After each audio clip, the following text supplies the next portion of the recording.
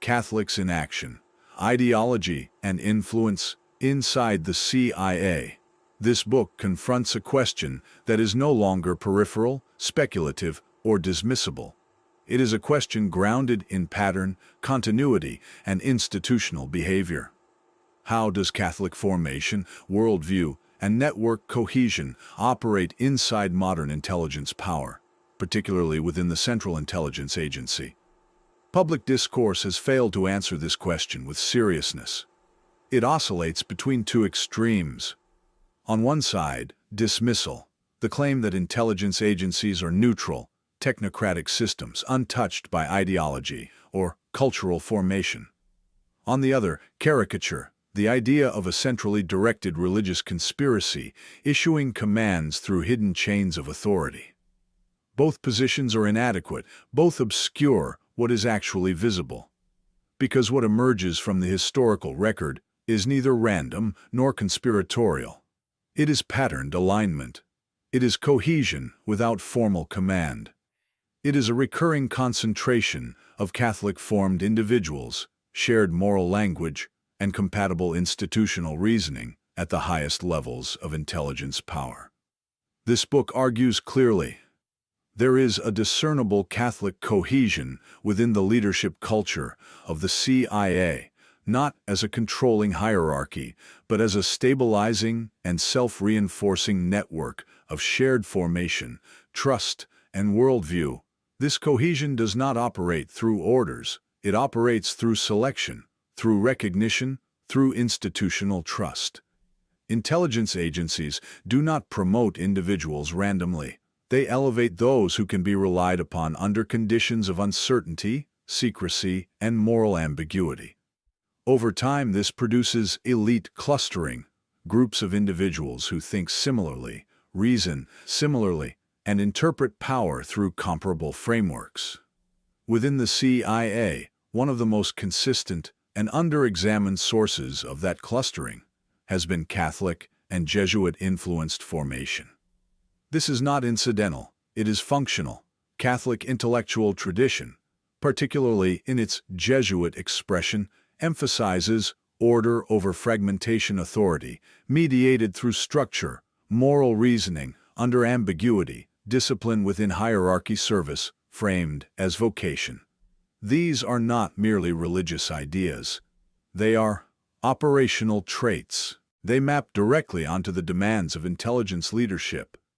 And because they map so effectively, individuals formed within these frameworks are repeatedly identified as reliable, promotable, and institutionally safe. Over time, this creates something more than coincidence.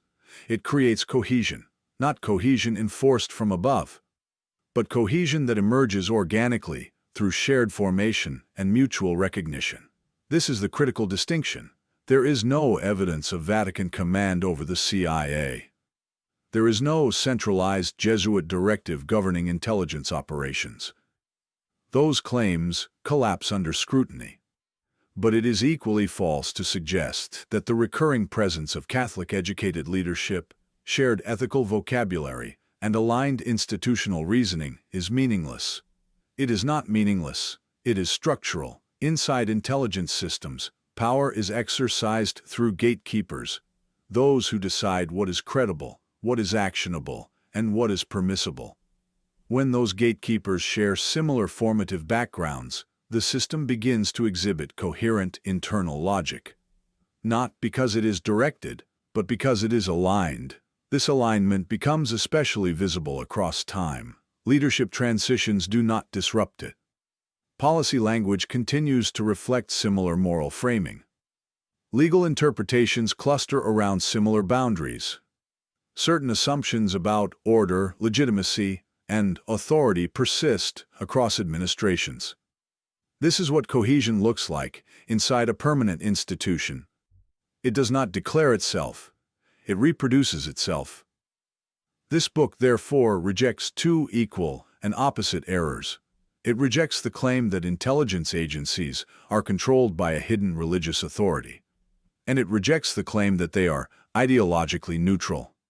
Instead, it advances a more precise and more challenging conclusion.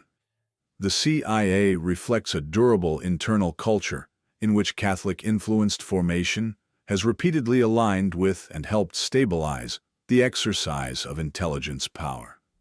This is not about religion as belief. It is about religion as formation, as framework, as institutional compatibility.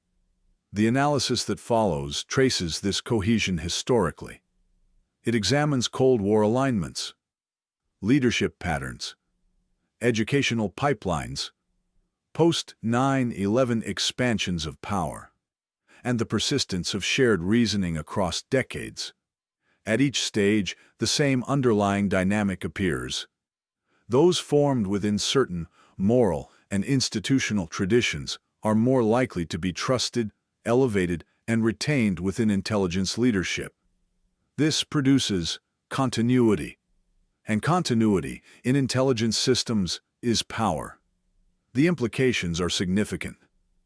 Democratic oversight is weakened when it focuses only on formal structures while ignoring cultural cohesion. Accountability fails when influence is examined only in terms of explicit command, rather than shared worldview operating through institutional trust. To understand intelligence power, one must look not only at what is done, but who is trusted to do it, and why. This book is not an accusation. It is an examination. It does not claim hidden rulers. It identifies visible patterns that operate beneath formal visibility. If it succeeds, it will replace vague suspicion with structured understanding and reveal that the most durable forms of influence are not imposed from above, but grown from within. And that is where the real question begins. Not who commands intelligence power, but who shapes the minds that exercise it. Chapter 1. Why Religion Matters in Intelligence. Modern intelligence agencies are often described in precise, reassuring terms. They are said to be rational, technocratic, secular. Organizations driven by data, probability, and strategic calculation rather than belief. That description is not entirely wrong, but it is incomplete, because intelligence agencies are not machines. They are human institutions.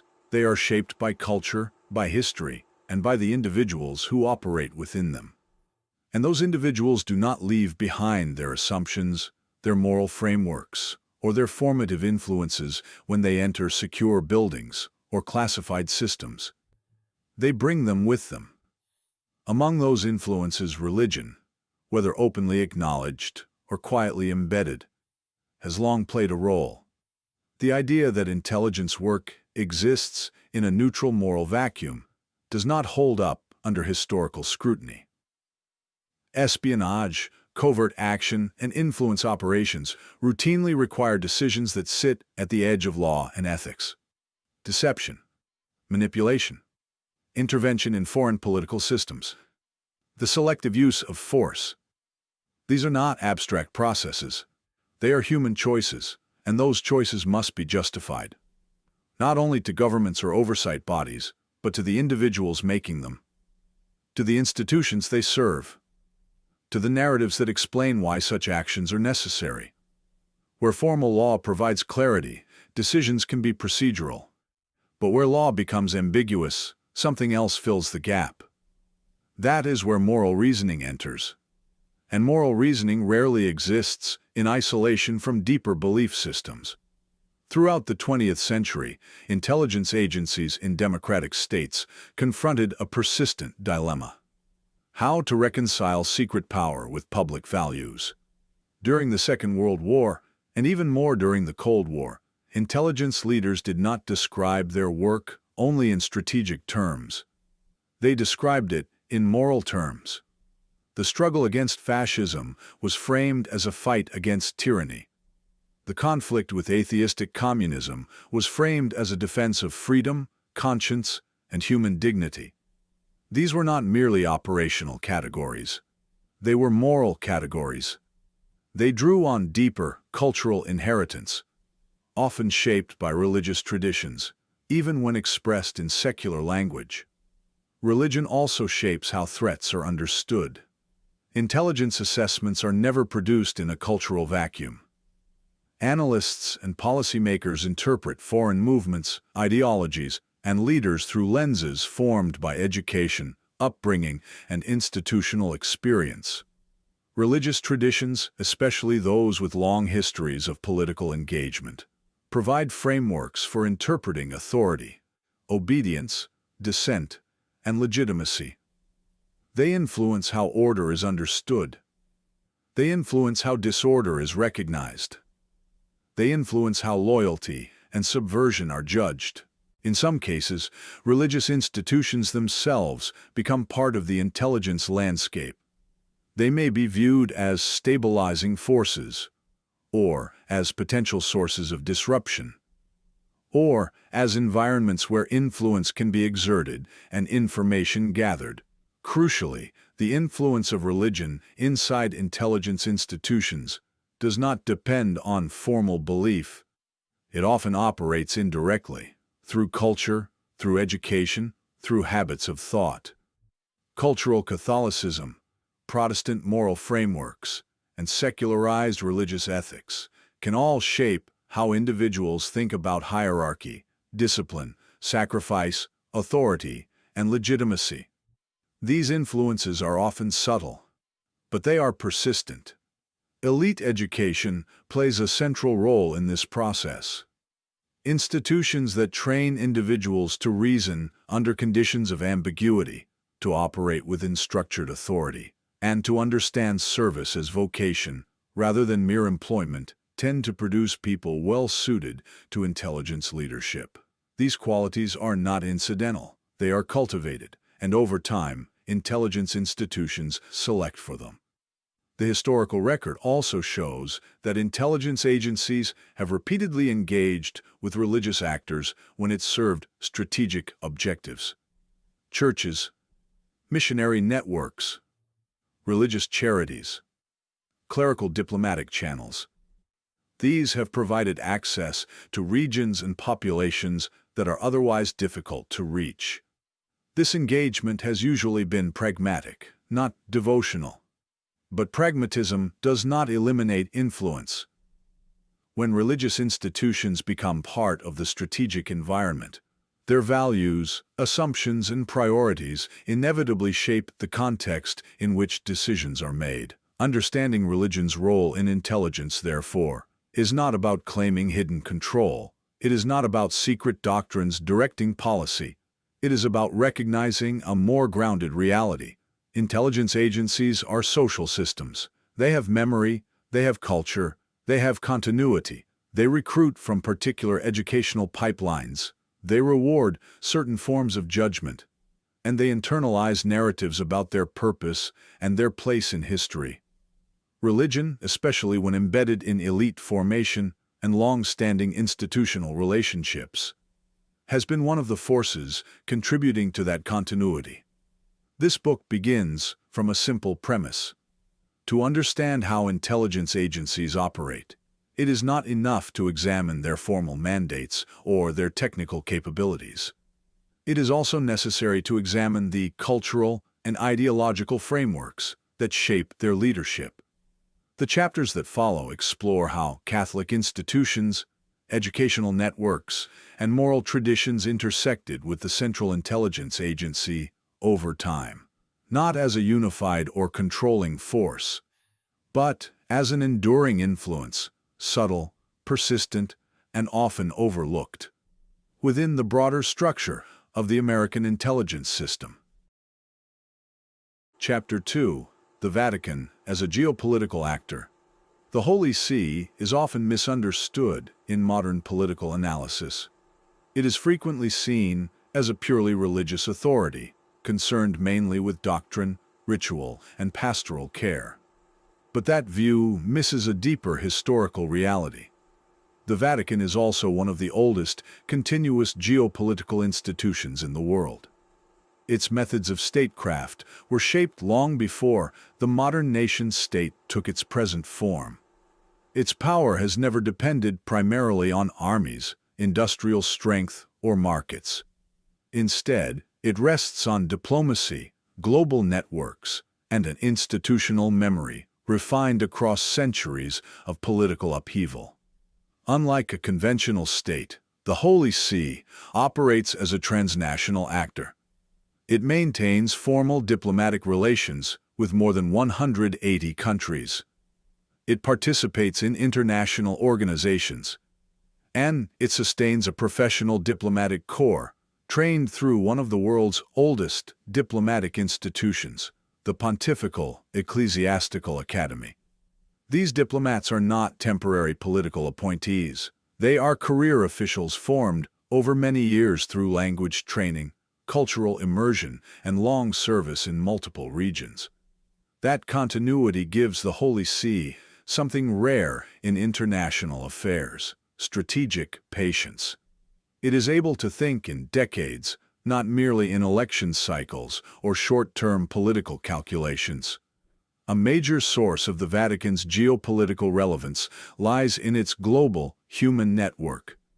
Through dioceses, parishes, religious orders, schools, universities, hospitals, and charitable organizations, the Catholic Church maintains a presence in places where state authority is weak, contested, or openly hostile.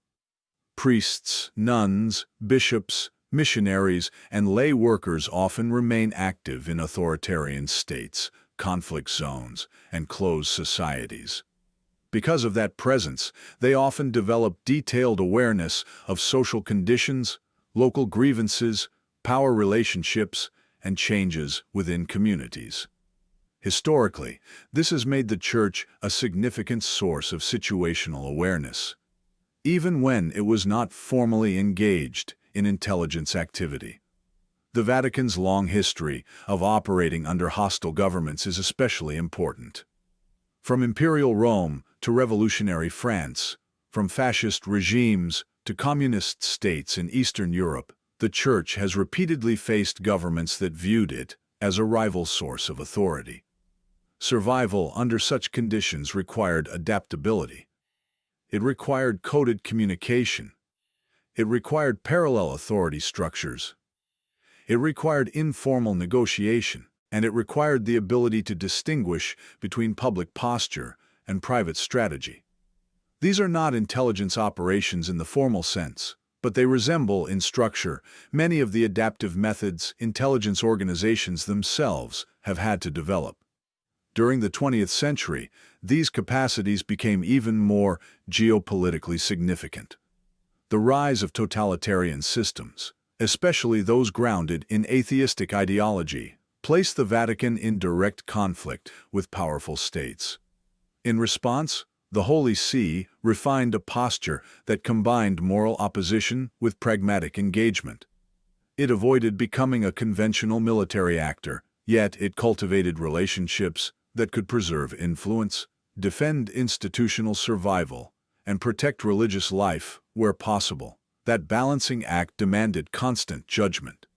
It required evaluating risk, loyalty, leverage, and timing. Those are also central concerns of intelligence work. Another important source of Vatican influence is its capacity for moral framing. Unlike secular governments, the Holy See can intervene in political and international questions through ethical and civilizational language. It can speak in terms of human dignity, freedom of conscience, natural law, and the moral structure of society. This gives the Vatican a distinctive form of soft power. It can shape narratives without issuing commands. It can legitimize certain positions while undermining others, and because its language often appeals to universal values rather than narrow national interests, its influence can extend well beyond formal Catholic circles. For intelligence agencies involved in ideological conflict, this kind of moral framing can be strategically important. It can strengthen the legitimacy of one side in a struggle while weakening the credibility of another. It is in this context that interactions between the Vatican and state intelligence services must be understood. These interactions have generally not taken the form of formal alliances or command structures. More often, they have involved mutual awareness, situational contact, and moments of strategic convergence. When interests overlap, especially in relation to shared threats, Religious institutions with deep, local roots become relevant to intelligence planners. This relevance does not depend on religious submission. It depends on usefulness, trust, and predictability. Another key feature of the Vatican is its unusually long time horizon. Unlike most modern governments, it does not think primarily in terms of electoral cycles, short-term popularity, or immediate policy wins. Its institutional horizon extends across decades and sometimes across generations. That long view shapes how it interprets geopolitical shifts, risks, and alliances. This is one reason the Vatican can remain influential across changing eras, and in this respect, it shares something important with intelligence institutions. Intelligence agencies, despite their association with urgency and crisis, also rely heavily on long-term continuity. They depend on institutional memory, durable assumptions, and networks that can be sustained over time. The overlap between these modes of operation helps explain why interactions between the Holy See and intelligence communities have appeared repeatedly across history. To recognize the Vatican as a geopolitical actor is not to claim that it secretly rules states or directs intelligence services. It is to acknowledge something more realistic. Power in international affairs is not exercised only through military strength or economic pressure. It is also exercised through access, legitimacy, narrative authority, continuity, and trusted networks. The Holy See has cultivated these forms of power over many centuries. That is why it remains a durable presence in global politics, even as empires, ideologies, and governments rise and fall. This chapter lays the groundwork for what follows. To understand later interactions between Catholic institutions and the CIA, it is first necessary to understand the Vatican as a strategic actor in its own right. Experienced in operating under hostile conditions, skilled in diplomacy, and sustained by networks that extend across borders. The chapters ahead examine how these characteristics intersected with American intelligence priorities during moments of ideological struggle, especially in the 20th century. Chapter 3: The Cold War Alignment. Catholicism and anti-communism. The Cold War produced an unusual convergence between religious conviction and state strategy. In the aftermath of the Second World War, the rapid expansion of Soviet power and Marxist-Leninist ideology presented both the United States and the Vatican with a common adversary. That convergence did not arise from formal treaties. It did not rest on doctrinal unity, and it did not mean that church and state had merged their purposes. What it reflected instead was a parallel alignment of interests shaped by very different institutional logics. For Washington, communism represented a geopolitical threat, a rival system seeking strategic expansion across Europe, Asia, and the developing world.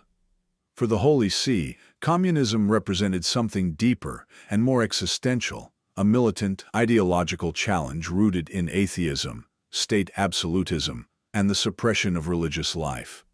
From the Vatican's perspective, communism was never merely another political arrangement.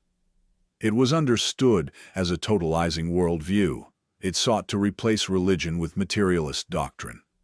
It subordinated conscience to the state. It denied independent moral authority.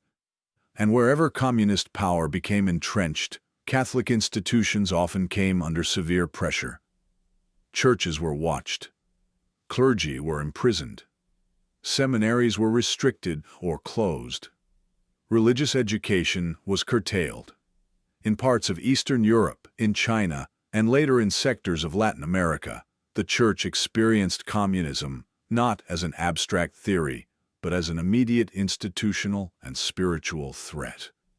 For that reason, anti-communism became one of the organizing principles of Vatican diplomacy in the middle decades of the 20th century. It shaped the Church's international posture, regardless of which pope occupied the chair of Peter. For the United States, The early Cold War created a different but related challenge.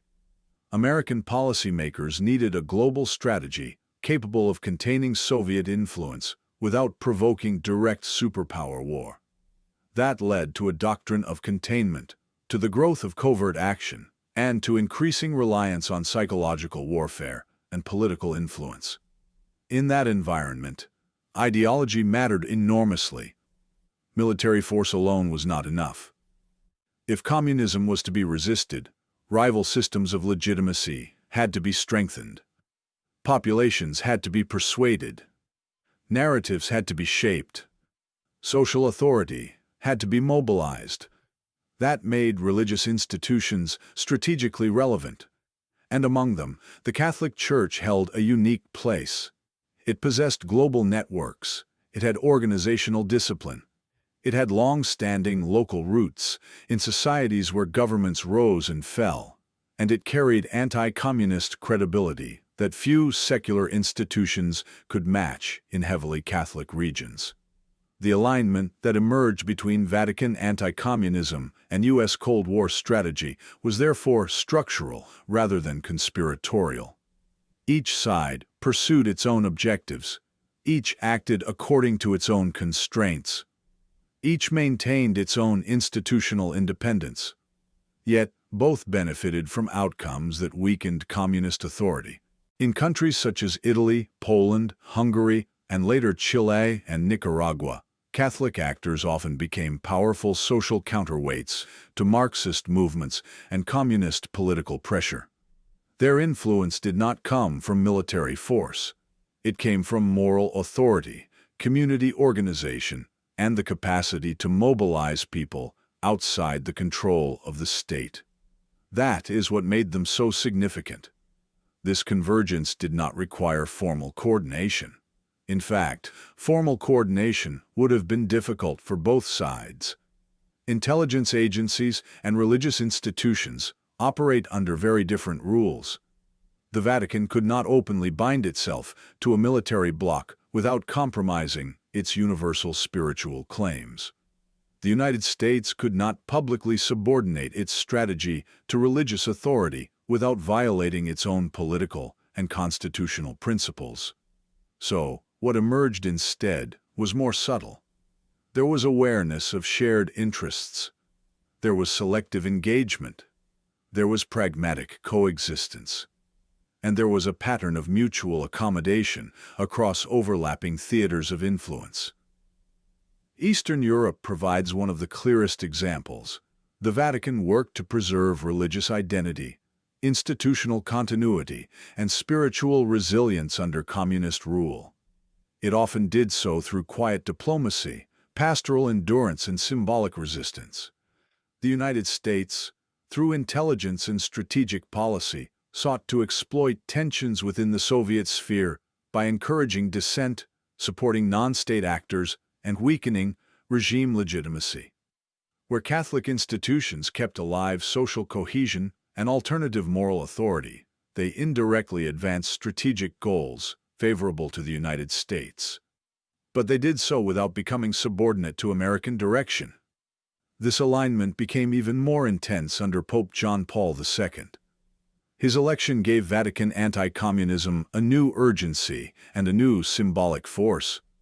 Having lived under communist rule in Poland, John Paul understood the system not only as a political structure, but as an assault on dignity, conscience, and national identity.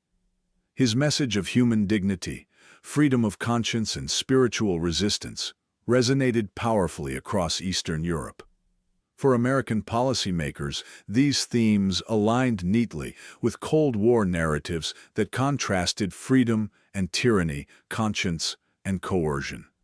The result was not institutional merger, it was narrative reinforcement. Each side strengthened pressure against the same adversary using different languages and different instruments. The Vatican did so through spiritual authority, moral witness, and international symbolism. The United States did so through statecraft, intelligence, and geopolitical pressure. It is important, however, not to oversimplify this convergence. The Vatican did not become an uncritical ally of the West. It remained cautious of unrestrained capitalism, wary of militarism, and deeply conscious of the moral compromises involved in covert action and superpower rivalry. Catholic social teaching criticized communist collectivism, but it also criticized forms of market ideology that reduced the human person to economics and ignored the moral obligations of society. This independence is crucial to understanding the period. Alignment did not mean obedience. The Holy See opposed communism on its own terms, for its own reasons, and within the framework of its own moral teaching. At times that stance could support Western objectives. At other times, it complicated relations with Western governments. Even so, the Cold War created conditions in which religious influence and intelligence strategy repeatedly intersected. Intelligence planners learned that ideological allies could matter greatly, especially when they could operate where state power could not. Religious institutions learned that survival sometimes depended on international visibility, external pressure, and careful navigation between moral witness and institutional preservation. To understand this period properly, it is necessary to move beyond simple oppositions, such as church versus state or faith versus power. The Cold War alignment between Catholicism and anti-communism was not the result of secret command structures. It emerged from converging interests shaped by a shared opposition to a common threat. That is what makes it historically important. It shows how belief, ideology, and institutional memory can shape world politics without erasing the boundaries between religious authority and state intelligence. This chapter establishes the setting for the chapters that follow. The interactions between Catholic networks and the CIA did not arise in a vacuum. They were conditioned by decades of ideological struggle, in which religion functioned both as conviction and as social force. The chapters ahead examine how this alignment appeared in practice, through particular individuals, institutions, and moments when faith and intelligence briefly occupied the same strategic terrain. Chapter 4. William J. Donovan and the Birth of Intelligence Church Contact. The modern relationship between American intelligence and Catholic institutions did not begin with a formal alliance, and it did not begin with doctrine. It began with necessity. In the chaos of the Second World War, the United States confronted environments where conventional diplomacy often failed, where official alliances had limits, and where information could only be gathered through indirect means. In that world, institutions that possessed access, continuity, and trusted local presence became strategically important. Among those institutions, the Vatican stood out. William J. Donovan, known widely as Wild Bill Donovan, was the founder and director of the Office of Strategic Services, the wartime organization that laid much of the foundation for modern American intelligence. Donovan approached intelligence not as a rigid science, but as a pragmatic craft. He understood that intelligence was not only about collecting secrets, it was also about building relationships, cultivating channels, and finding trustworthy points of contact across fractured political landscapes.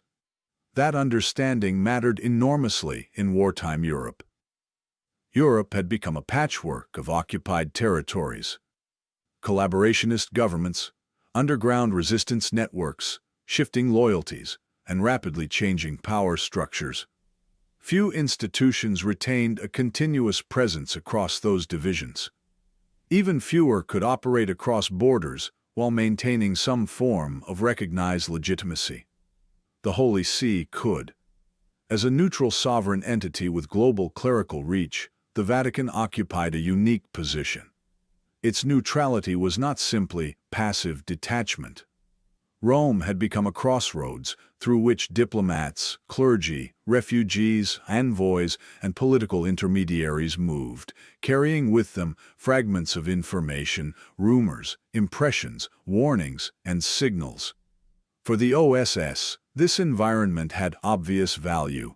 It created a unique intelligence ecosystem, One in which access could be indirect, where conversations could occur quietly, and where information might emerge from circles otherwise closed to formal state channels.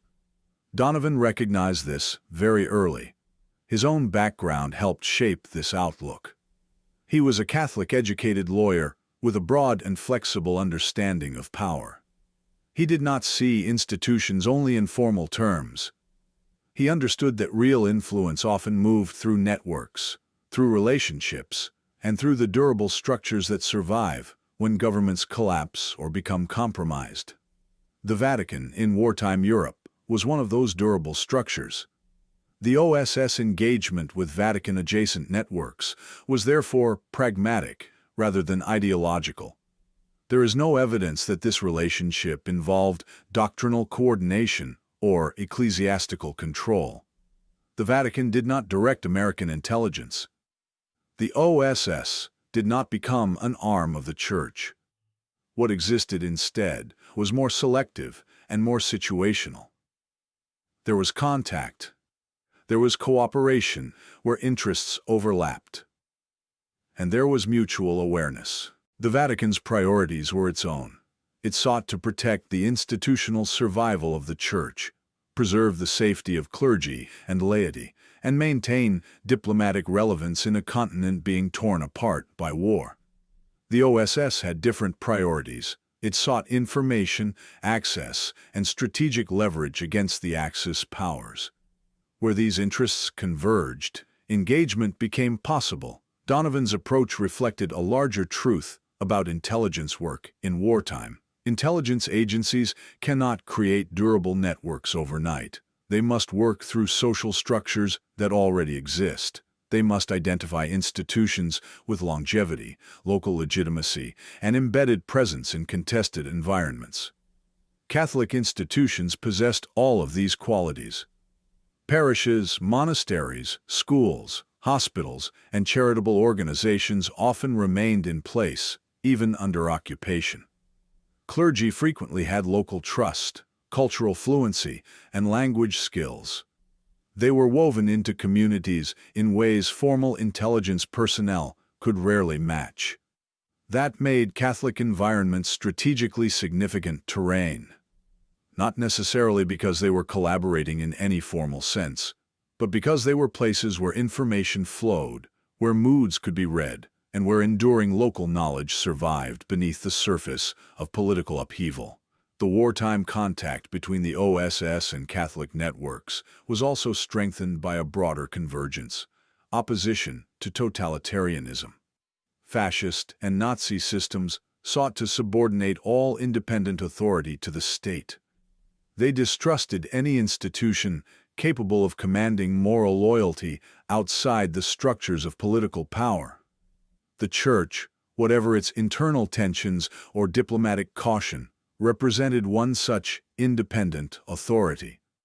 This did not mean the Vatican and the Allied governments saw everything the same way. They did not. There were tensions, disagreements, and areas of mutual suspicion. But there was also enough common ground to reduce friction at critical moments, especially where resistance to totalizing state control was involved. For Donovan, these wartime realities left a lasting mark. When the OSS was dissolved after the war, and when the United States later created the Central Intelligence Agency, many assumptions from the wartime experience carried forward. One of the most important was the recognition that non-state institutions, including religious institutions, could be enduring and strategically valuable features of the intelligence landscape. The Vatican was not the only such institution, but it was unusually important because of its scale, continuity, and diplomatic legitimacy. The post-war years gave these early contacts a new meaning. As Europe hardened into ideological blocs and the Cold War began to take shape, intelligence planners increasingly saw Catholic institutions not merely as useful wartime environments, but as potential counterweights within societies contested by communist influence. That later development did not emerge from conspiracy. It grew out of precedents established during the Donovan era, when engagement with religious environments had already proven useful under conditions of crisis. It is also significant that Donovan himself later received papal recognition from the Vatican. That recognition was ceremonial, not operational. It did not place him under ecclesiastical authority, nor did it signify subordination of intelligence to the Church. But it did symbolize something real. It marked a mutual recognition that wartime cooperation had created channels of communication and respect that outlasted the immediate emergency. Those channels would matter later, under very different geopolitical conditions. Understanding Donovan's role helps clarify one of the central themes of this book. The interaction between American intelligence and Catholic institutions did not begin as a Cold War ideological project. It began in wartime pragmatism. It developed in neutral spaces, and it depended on institutions capable of crossing political fault lines when ordinary statecraft could not. Donovan did not build a religious alliance. What he demonstrated was something more basic and more enduring. Intelligence work inevitably intersects with long-lived social institutions, including churches, when those institutions possess access, continuity, and local legitimacy in times of crisis. This chapter marks the beginning of that intersection. The chapters that follow trace how the patterns established during Donovan's tenure, pragmatic engagement, selective cooperation, and respect for institutional utility, evolved during the Cold War into something more explicit. What began as wartime necessity would, in later years, become strategy, and eventually, in some circles, assumption. Chapter 5. Allen Dulles and Institutional Continuity. Allen W. Dulles remains one of the most influential figures in the history of American intelligence, and his career offers a valuable lens through which to understand how institutional continuity operates independently of personal belief. Dulles was a Protestant by background. He was educated within elite secular and Protestant-influenced environments. Yet he presided over an intelligence system in which Catholic actors, Vatican-linked networks, and religiously adjacent institutions became increasingly visible within the broader operational landscape. This was not a contradiction. It was a reflection of how intelligence institutions actually work. They do not organize themselves primarily around confessional identity. They organize themselves around utility, continuity, stability, and strategic inheritance. Dulles came of age at the precise moment when American intelligence was changing from a wartime improvisation into a permanent bureaucratic force. His experience in diplomacy and intelligence before and during the Second World War taught him something fundamental. Effective intelligence depends not on ideological purity, but on the continuity of trusted networks. The CIA he helped shape was not built around a single worldview. It was built around institutional memory, elite circulation, and channels of access that had already proven reliable under pressure. Under Dulles, the CIA inherited many of the assumptions formed during the OSS era. One of the most important was the recognition that religious institutions could function as durable geopolitical actors, especially in societies where state authority was weak, fragmented, or hostile. Catholic institutions fit this role particularly well. They possessed global reach, strong internal hierarchy, and long-standing local presence. Their relevance did not depend on whether the director of Central Intelligence shared their faith. It depended on the practical reality of the environments in which intelligence work had to be carried out. Dulles understood that intelligence required strategic pluralism. He was comfortable working with monarchists, social democrats, former resistance figures, industrial elites, and religious actors. What mattered to him was not doctrinal agreement. What mattered was alignment of interest. During the early Cold War, Catholic institutions in Europe and Latin America frequently stood in direct opposition to communist parties, atheistic regimes, and Soviet-aligned movements. That made them strategically important to U.S. containment policy, regardless of the personal beliefs of the men directing American intelligence. What emerged under Dulles was a pattern that can best be described as integration without confession. Vatican-linked networks were not treated as religious authorities inside intelligence planning. They were treated as social infrastructure, sources of access, continuity, legitimacy, and embedded local presence within contested societies. This distinction is essential. Clergy, Catholic lay associations, and church-linked institutions often possessed local trust, linguistic familiarity, and deep community roots that intelligence officers themselves could not easily reproduce. These qualities made Catholic environments strategically important without requiring theological agreement. Dulles's own leadership style reinforced this approach. He favored informal networks, elite consensus, and quiet coordination over rigid ideological systems.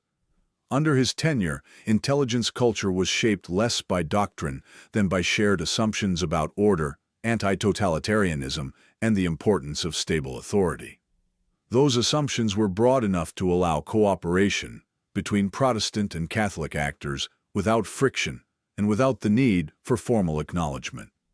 This was also the period in which Catholic political influence in Europe was becoming increasingly important, especially through Christian democratic movements. In several countries vulnerable to communist electoral gains, Christian democratic parties emerged as stabilizing political forces.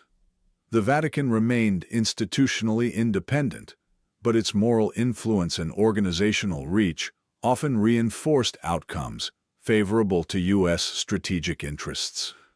Dulles did not need to control this dynamic.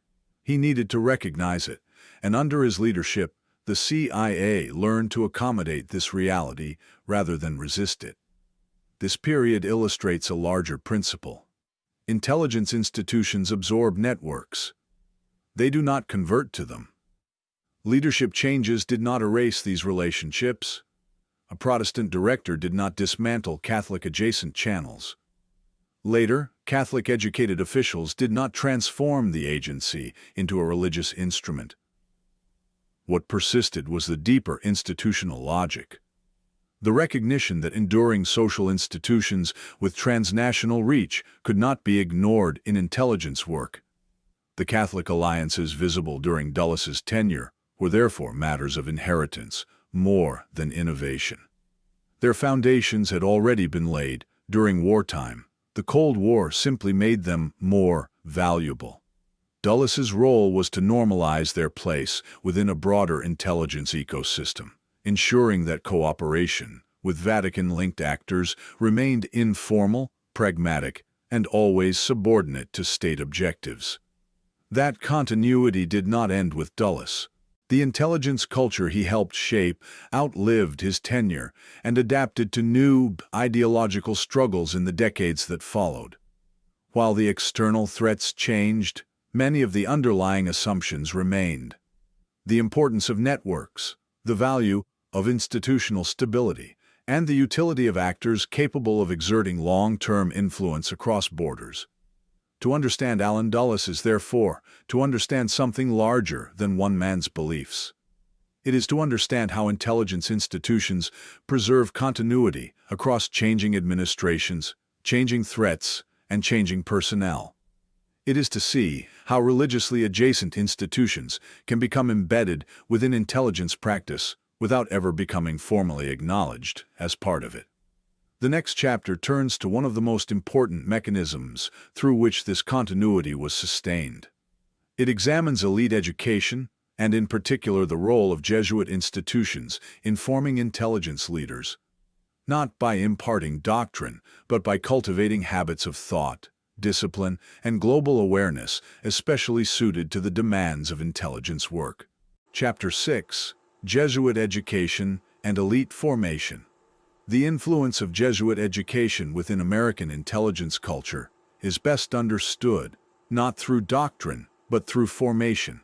Institutions such as Georgetown University, Fordham University, and Santa Clara University were never created to train intelligence officers directly.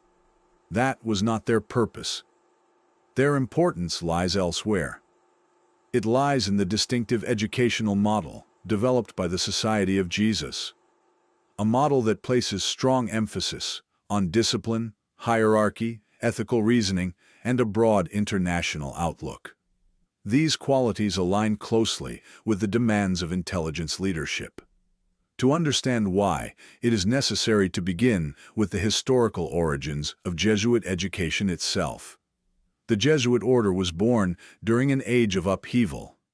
It emerged in the era of the Reformation, religious conflict, imperial competition, and the consolidation of early modern states. From the beginning, Jesuit pedagogy was shaped by a world in which leadership required adaptability, intellectual discipline, and the ability to act in morally and politically contested environments. The order did not retreat from power. It learned to engage with power. That legacy continued into the modern period, especially in the United States, where Jesuit universities developed into elite institutions associated with public service, diplomacy, law, and international affairs. A defining feature of the Jesuit model is its emphasis on intellectual rigor under conditions of constraint. Students are trained to hold competing ideas in tension. They are taught to argue from opposing positions. They are expected to defend conclusions through disciplined reasoning rather than impulse or preference. This kind of training does not remove ambiguity. It prepares individuals to think clearly while ambiguity remains. That capacity is central to intelligence work. Intelligence officers and leaders rarely operate with complete information. They work amid uncertainty, deception, fragmented evidence, and competing interpretations.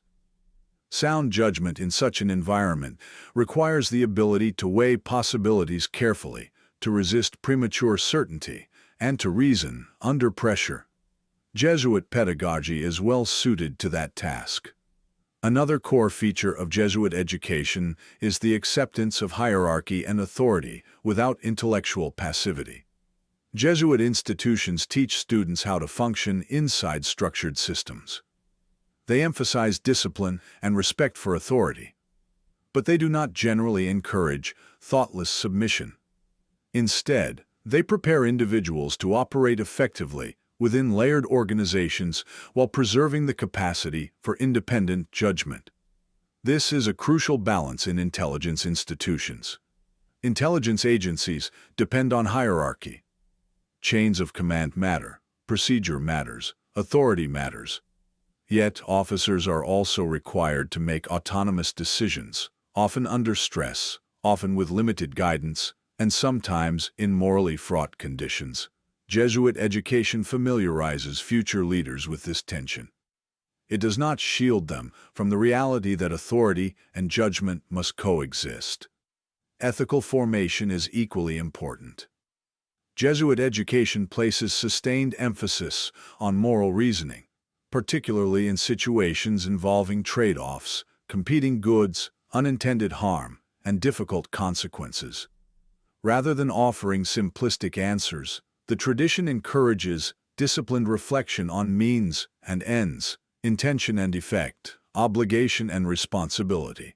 That is highly relevant to intelligence leadership.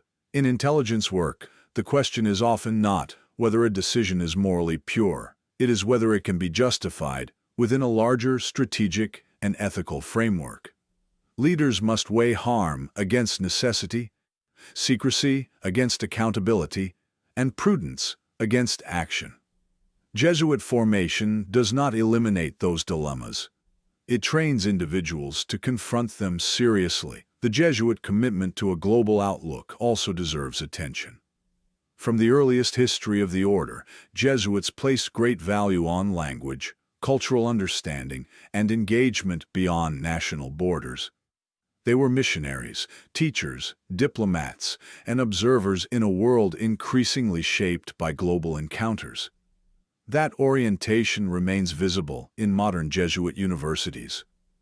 Programs in international relations, political science, philosophy, theology, and law are often integrated with broader engagement in global institutions and public affairs.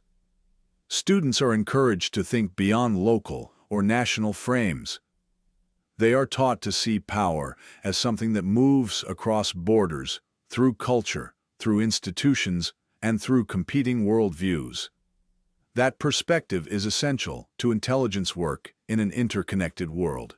Georgetown University occupies an especially important place in this ecosystem. Located in the nation's capital, Georgetown developed close proximity to the worlds of diplomacy, foreign policy, and national security. Its School of Foreign Service, founded under Jesuit leadership, became one of the most important pathways into government service in the United States. Georgetown does not exist to train intelligence officers as such, but it does produce graduates fluent in the language of statecraft, global strategy, and institutional power. That makes its alumni natural candidates for intelligence analysis, policy work, and leadership roles inside the national security system. Fordham University and Santa Clara University play related roles in different settings. Fordham, based in New York, combines Jesuit formation with exposure to financial, legal, media, and international networks. Santa Clara, located in California, brings Jesuit education into contact with technological, legal, and policy-oriented environments shaped by the West Coast. In each case, the result is similar. These institutions cultivate individuals who are comfortable moving within elite professional spaces, while also shaped by a tradition that frames service as vocation, not simply personal advancement. That combination has long been attractive to intelligence institutions, but it is equally important to be clear about what Jesuit education does not do. It does not operate as a recruitment arm of the Vatican. It does not impose religious loyalty on graduates who enter secular institutions. Many alumni are not practicing Catholics. Many do not follow church teaching in their personal or political lives. Many hold positions at odds with Catholic doctrine. The influence of Jesuit education lies elsewhere. It lies not in the enforcement of belief, but in the habits of thought and the style of leadership that the education tends to encourage. Intelligence agencies do not adopt Jesuit doctrine.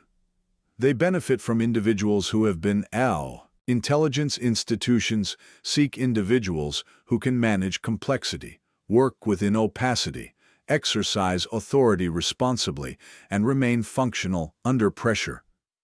Jesuit universities have repeatedly produced individuals with those traits. Over time, that created a self-reinforcing pattern. Elite formation aligned naturally with institutional demand. Once this is understood, debates about religious influence inside intelligence begin to look different. The real question is not whether Jesuits run intelligence agencies. They do not. The more serious question is why Jesuit educational principles map so effectively onto the demands of intelligence leadership. Discipline without rigidity. Hierarchy without blind obedience. Ethics without naivete. Global awareness without parochialism. These are rare combinations. And when institutions encounter them repeatedly, they take notice. This chapter reinforces a central argument running through the book. Influence often operates through formation rather than instruction. Jesuit education helped shape the intellectual and moral capacities of individuals who later entered positions of intelligence authority. That shaping did not determine their choices in any mechanical sense, but it influenced how they approached power, how they understood responsibility, and how they navigated ambiguity. The chapters that follow trace how this form of elite formation appeared in practice, especially during periods when intelligence leadership became more ideologically charged and more strategically assertive. Chapter 7: Catholics at the Helm. Directors and Senior Officials. By the late 20th century, the presence of Catholic-educated leaders at the highest levels of the CIA had become visible enough to invite serious analysis. That visibility did not mean there had been a religious takeover. It did not suggest that those involved all shared the same beliefs or acted from a single confessional agenda. What it reflected was something more institutional and more revealing, a convergence between elite formation, the demands of intelligence leadership, and the kind of moral and organizational habits that certain educational traditions had long cultivated. The careers examined in this chapter show how background, education, and moral formation influence leadership style and organizational culture. But they do so without implying doctrinal coordination or religious control. A natural place to begin is William J. Casey. As Director of Central Intelligence during the Reagan administration, Casey led the agency through one of the most ideologically charged periods in its modern history. Educated at Fordham University, a Jesuit institution, Casey approached the Cold War not merely as a geopolitical contest, but as a moral struggle as well. That distinction mattered. His leadership style reflected conviction, discipline, and a willingness to see covert action as legitimate when used in service of larger strategic aims. Casey's Catholic formation did not dictate intelligence policy, but it clearly helped shape a posture that was comfortable with hierarchy, long-term struggle, and the ethical ambiguity that often accompanies covert operations. These were traits deeply compatible with intelligence work during an era of intensified ideological confrontation. George Tenet represents a different model of Catholic-formed leadership. Educated at Georgetown University, another Jesuit institution, Tenet led the CIA during a period of immense strain, especially in the years surrounding the attacks of September 11, 2001. His style was less defined by ideological fervor and more by loyalty, continuity, and bureaucratic management under pressure. Where Casey projected conviction, Tenet projected stewardship. His leadership emphasized institutional cohesion, consensus building, and the maintenance of operational continuity in the face of growing political and strategic turbulence. Georgetown's Jesuit tradition, with its emphasis on service, international awareness, and policy realism, is reflected in this style of leadership. In Tenet, Jesuit formation appears less as moral militancy and more as institutional guardianship. John Brennan offers yet another variation. Also educated at Fordham University, Brennan came to exemplify the post-Cold War evolution of Catholic-formed intelligence leadership. His public language, more than that of many earlier directors, emphasized ethics, legal process, oversight, and institutional legitimacy. This was not accidental. Brennan's leadership reflected a world in which intelligence power increasingly had to be justified in moral as well as strategic terms. He operated in an environment of heightened scrutiny, public controversy, and international contestation. In that setting, the ability to explain intelligence power through ethical language became an important leadership skill. His formation did not make him less operational. It made him more capable of presenting operational power in a vocabulary of legitimacy, restraint, and values. Leon Panetta provides a further example. Educated at Santa Clara University, a Jesuit institution in California, Panetta brought to the CIA a style marked by managerial discipline, pragmatism, and an overt sense of public responsibility. His leadership reflected an effort to reconcile intelligence operations with democratic expectations and institutional accountability. Santa Clara's Jesuit emphasis on ethical leadership and service to the common good is visible in that approach. Panetta's tenure demonstrates how Jesuit formation can support balance. Not only the balance between secrecy and accountability, but also the balance between operational necessity and public trust. Not every Catholic-formed intelligence leader came through Jesuit institutions. Michael V. Hayden illustrates this broader pattern. Hayden, a Catholic educated at Duquesne University, which is Puritan rather than Jesuit, built a career that spanned both the National Security Agency and the CIA. His leadership reflected comfort with hierarchy, large systems, technical complexity, and strategic discipline. His formation belongs to a wider Catholic institutional culture, one that values service, order, duty, and authority, even when expressed through a secular professional framework. Hayden's career shows that the pattern is not limited to Jesuit schooling alone. It belongs to a broader ecosystem of Catholic elite formation that has intersected with the needs of intelligence leadership in multiple ways. Looking across these cases, certain common threads become visible. The first is that formation matters more than belief. Many of these leaders appear to have approached intelligence not simply as a profession, but as a vocation. That outlook is consistent with Catholic educational traditions that frame leadership as responsibility, burden, and service, rather than mere advancement or prestige. The second thread is the treatment of hierarchy and obedience. For these leaders, structured authority was not understood as blind submission, but as a functional necessity within serious institutions.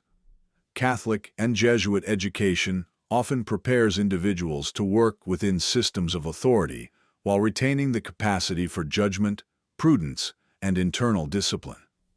That balance is especially important in intelligence work, where rigid structures must coexist with uncertainty, ambiguity, and the need for discretion. The third thread is the ability to live with ethical complexity.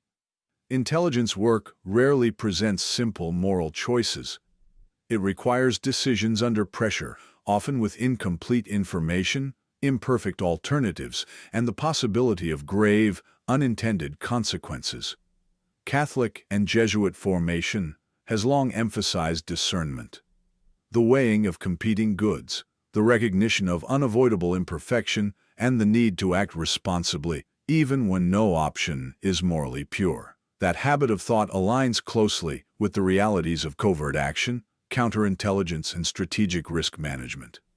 But it is essential to be clear about what these patterns do not prove. They do not demonstrate religious control over the CIA. They do not show that Catholic leaders were advancing sectarian agendas inside the intelligence apparatus.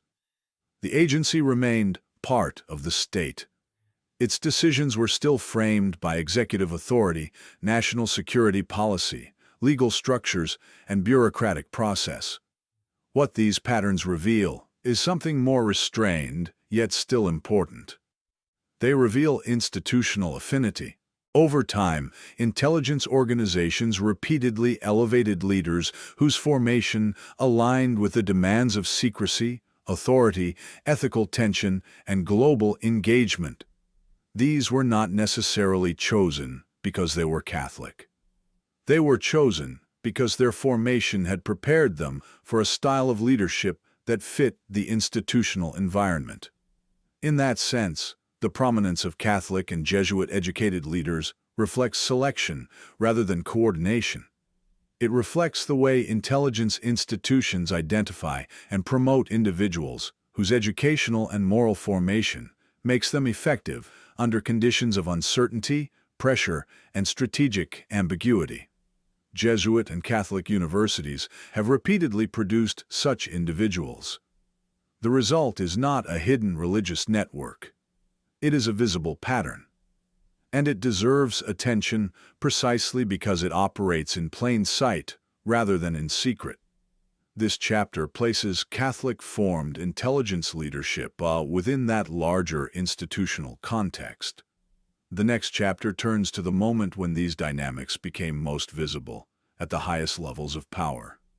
The Reagan and John Paul II era, when intelligence strategy, ideological conflict, and religious narrative briefly converged in one of the most consequential alignments of the Cold War. Chapter 8. William Casey and the Reagan-John Paul II. Convergence. The convergence between William Casey, President Ronald Reagan, and Pope John Paul II stands as one of the most explicit and historically significant moments of alignment between U.S. intelligence strategy and Vatican anti-communism during the Cold War. This was not a formal alliance. It did not create a shared command structure. It did not place the Vatican under American direction, nor did it place U.S. intelligence under ecclesiastical authority. What it did create was something more historically specific. A rare convergence of ideology, moral narrative, and strategic purpose, focused most clearly on Eastern Europe and the growing fragility of the Soviet bloc. At the center of this convergence was William Casey, Director of Central Intelligence. Casey brought to the CIA a style of leadership marked by ideological confidence, operational boldness, and a deeply rooted sense that the Cold War was more than a conventional geopolitical contest. He did not see the Soviet conflict simply as a struggle over territory, arms, or balance of power. He saw it as a struggle between rival systems of belief. In Casey's view, communism was not merely economically inefficient or militarily overextended. It was morally weak. It depended on coercion rather than consent. It suppressed conscience rather than persuading it. It claimed historical necessity, yet lacked spiritual legitimacy. That judgment aligned closely with the Vatican's long-standing critique of atheistic materialism and the absolutist claims of the communist state.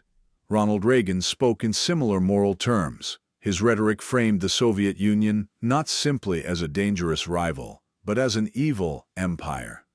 That language drew criticism for its bluntness and moral absolutism, yet it resonated powerfully with audiences shaped by religious and ethical categories.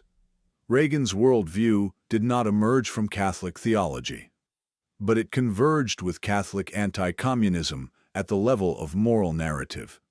In this framing, the Cold War was a struggle over freedom, dignity, conscience, and the right of human beings to live without ideological domination. Those themes were central not only to Reagan's language, but also to Catholic social thought and to the diplomatic posture of the Vatican under John Paul II. The election of Karol Wojtyła as Pope in 1978 transformed the geopolitical role of the Vatican. John Paul II was not speaking about communism as an outside observer. He had lived under Nazi occupation and then under communist rule in Poland. He knew firsthand the psychological pressure, the cultural suppression, and the political humiliation imposed by totalitarian systems. As Pope, he brought that lived experience into the center of the Church's global mission. His papacy emphasized spiritual resistance, national identity, and the inseparable connection between religious liberty and political freedom. He understood that authoritarian rule could be challenged not only through military force or underground politics, but through the recovery of moral confidence and collective identity. That became unmistakably visible during his 1979 visit to Poland. That visit electrified the country. It gave millions of Poles a language of dignity that communist rule could not easily suppress. It demonstrated that moral authority, when embodied publicly and credibly, could destabilize a regime without direct confrontation. The message was not only religious, it was civilizational and political in its consequences. It reminded people that the regime did not own the nation's soul. For U.S. intelligence planners, that was strategically important. Eastern Europe had long been understood as one of the most vulnerable points in the Soviet system. It was the place where imperial control was most brittle, where national identity remained strong, and where civic resistance had the greatest chance of surviving beneath the surface. Catholic institutions, especially in places such as Poland, Hungary, and Lithuania, offered something communist systems struggled to eliminate. They offered social infrastructure. They offered continuity. They offered a form of non-state legitimacy that did not depend on party approval. The Church did not create opposition movements by itself. but it helped preserve the moral and communal space in which opposition could endure. In that sense, the Vatican did not replace political resistance. It amplified it. It sustained identity where regimes tried to impose conformity. It kept hope alive where the state sought exhaustion. It provided a language of dignity where ideology demanded submission. The convergence during the Reagan and Casey years is best understood as parallel action rather than direct coordination. The Vatican pursued spiritual and diplomatic efforts designed to preserve religious life, national consciousness, and human dignity under communist rule. The United States pursued overt and covert strategies designed to pressure the Soviet system, exploit its weaknesses, and hasten its decline. Where these strategies overlapped, they strengthened one another. This overlap was especially visible in the areas of international visibility, information flows, and support for civil society. The Vatican gave moral resonance to anti-communist resistance. The United States supplied political pressure, strategic backing, and intelligence capabilities that widened the pressure on the Soviet bloc. They did not need a formal merger of strategy. Their efforts moved in the same direction because their assessments had converged. This period also coincided with an intensification of covert strategy under Casey's leadership. The CIA expanded efforts intended to strain Soviet resources, undermine communist legitimacy, and exploit internal fractures across the Soviet sphere. These operations were global in scope, but Eastern Europe remained central because it offered the most credible arena in which political and moral weakness inside the communist system could be exposed. Catholic institutions were not intelligence assets in the narrow operational sense. They were not simply tools of espionage. They were something more structurally important. They formed a permissive environment, a social and moral landscape in which resistance could survive, where anti-communist sentiment could retain legitimacy, and where narratives of freedom and oppression could resonate with deep historical force. That distinction is critical. The Vatican was not orchestrating CIA operations.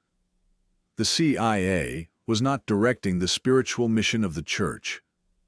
The two remained institutionally separate. And that separation matters. The Vatican retained its independence and continued to criticize aspects of Western policy, including nuclear escalation and forms of unrestrained capitalism.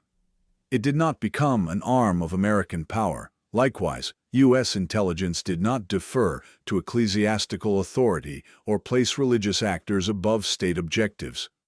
What bound these forces together was not obedience. It was a shared judgment. They shared the view that communism was ultimately unsustainable if it were challenged on multiple fronts at once: morally, socially, politically, and economically. That judgment turned out to be historically consequential. The attempted assassination of John Paul II in 1981 deepened this sense of shared struggle. Responsibility for that attack remains contested, and interpretations of it remain politically charged. But whatever the unresolved details, the event intensified the Pope's symbolic importance. It reinforced the perception that he represented a genuine threat to Soviet interests and to the ideological stability of communist power in Eastern Europe.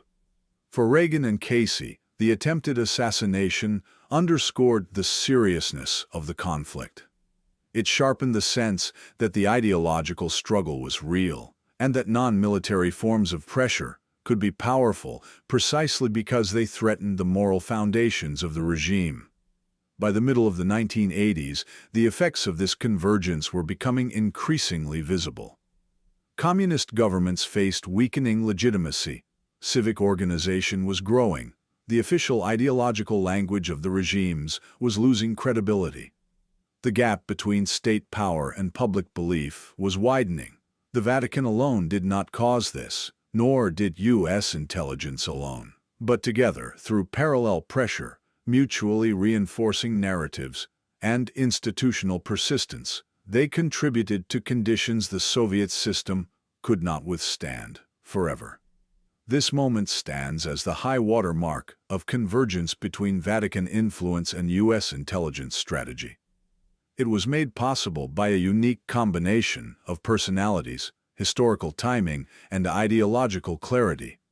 Casey, Reagan, and John Paul II each brought different institutions, different authorities, and different vocabularies to the same struggle. But for a time, those differences did not prevent convergence. They made it more effective. This convergence did not create a permanent model. It did not establish a fixed pattern that would simply continue unchanged into later decades. But it did leave a lasting mark. It showed intelligence agencies that moral authority could have strategic value. It showed that religious networks could matter in geopolitical competition. And it demonstrated that non-state influence, when rooted in legitimacy and identity, could become a force multiplier in struggles usually understood in military or diplomatic terms. The chapters that follow trace how this legacy persisted after the Cold War. But in the post-Soviet world, the picture becomes more complicated. Without a single adversary, as clear as Soviet communism, the relationship between intelligence, moral narrative, and religiously adjacent networks became more subtle, more ambiguous, and far more contested. Chapter 9. Informal networks, not command structures. Discussions about religion and intelligence often go wrong from the very beginning. They rely on an outdated idea of how power works. An idea that assumes control, moves through formal hierarchies, written orders, and centralized command structures. But intelligence institutions do not function that way, and neither do religious institutions exert influence by taking control of bureaucracies. What persists instead is something far less visible, but far more durable. Informal networks. These networks are sustained by trust, by shared worldviews, by overlapping elite pathways, and by institutional memory. They do not depend on direct instruction. They do not require coordination in the formal sense. Yet they shape outcomes in ways that are often more consistent and more resilient than any official chain of command. To understand intelligence institutions properly, they must be seen not simply as hierarchies, but as closed professional cultures. Inside these cultures, advancement depends on more than technical competence. It depends on credibility. It depends on reliability. It depends on discretion, and on a shared understanding of risk and responsibility. In this environment, trust becomes the central currency, and trust is rarely given at random. Individuals who share similar formative experiences, similar education, similar ethical frameworks, similar institutional habits, tend to recognize one another. They tend to rely on one another, not because they have agreed in advance, but because their ways of thinking feel familiar. They interpret problems in similar ways. They respond to uncertainty with similar instincts. And in high-pressure environments, that familiarity matters. Shared worldview plays a critical role in this process. Intelligence leaders are often required to make decisions in conditions where information is incomplete and outcomes are uncertain. Evidence may be fragmentary. Signals may be ambiguous. In such conditions, decisions cannot rely on data alone. They rely on judgment, and judgment is shaped by deeper assumptions about human nature, about authority, about order, and about threat.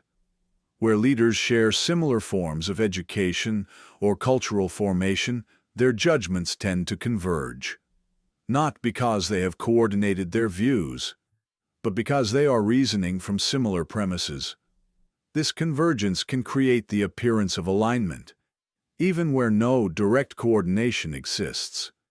Elite circulation reinforces this pattern. Leadership within intelligence institutions is drawn from a relatively narrow set of pathways. Certain universities, law schools, military academies, and policy networks function as gateways. They identify individuals who meet elite standards. Discipline, discretion, analytical rigor, and institutional reliability. Over time, this produces a self-reinforcing system. People move through the same environments. They encounter the same expectations. They learn the same professional language, and when they later enter intelligence roles, they bring those shared frameworks with them. Familiarity breeds confidence. Confidence accelerates promotion, and promotion concentrates influence among those who already think in compatible ways. Within this ecosystem, Jesuit and Catholic institutions have historically played a role, not as controlling forces, but as recognized sources of elite formation. They have contributed to the broader pool from which leadership is drawn, alongside many other institutions that cultivate similar traits. Another essential factor is institutional memory. Intelligence organizations place a high value on continuity. Lessons from past conflicts, successful operations, and even past failures are preserved and passed forward. This transmission rarely occurs through formal manuals alone. It happens through mentorship, professional culture, and shared stories about what has worked and what has not. Over time, these memories shape expectations. They shape who is trusted. They shape which institutions are seen as reliable partners. And once certain actors, whether religious, political, or social, become embedded in that memory as stable and predictable, they remain part of the intelligence landscape long after the original circumstances have changed. It is within this context that Catholic institutions, including those connected to the Vatican, retained relevance beyond the peak of the Cold War. Their influence did not come from issuing orders. It came from being known, from being seen as resilient, from being perceived as discreet, from having demonstrated at certain moments alignment with strategic outcomes that intelligence agencies valued. Intelligence institutions are cautious by nature. They prefer channels that are familiar over those that are untested. They prefer stability over uncertainty. And in high-risk environments, that preference becomes even stronger. This helps explain why leadership changes rarely disrupt underlying relationships. A change in director does not automatically produce a change in network. A Protestant director does not dismantle Catholic adjacent connections. A Catholic director does not impose religious priorities. What persists is not belief, it is institutional logic. Networks that provide access, stability, and legitimacy tend to remain. Networks that introduce risk, unpredictability, or reputational danger tend to fall away. Religion enters this system not as doctrine, but as part of the broader social infrastructure through which relationships are formed and maintained. For outsiders, this kind of influence is difficult to see. It does not appear on organizational charts. It is not written into policy documents. It reveals itself indirectly in who is consulted, whose analysis carries weight, and which voices are trusted when decisions must be made under pressure. Because it is invisible, it is often misunderstood. It can give rise to speculation about hidden control. But the reality is more ordinary and more revealing. Influence persists because it works, not because it is imposed. Understanding this distinction is essential. Claims that intelligence agencies are formally controlled by religious institutions fail because they misunderstand how power operates inside elite systems. These institutions are too complex, too layered, and too professionally guarded to be captured in such a direct way. Any influence that endures within them must be adaptive, it must be informal, and it must be embedded within the culture itself. This chapter reframes the central question. The issue is not whether Catholic or Jesuit institutions command intelligence agencies. They do not. The issue is why certain forms of education, ethics, and worldview align so easily with intelligence leadership, and how that alignment shapes institutional culture over time. In this context, influence is not a single act.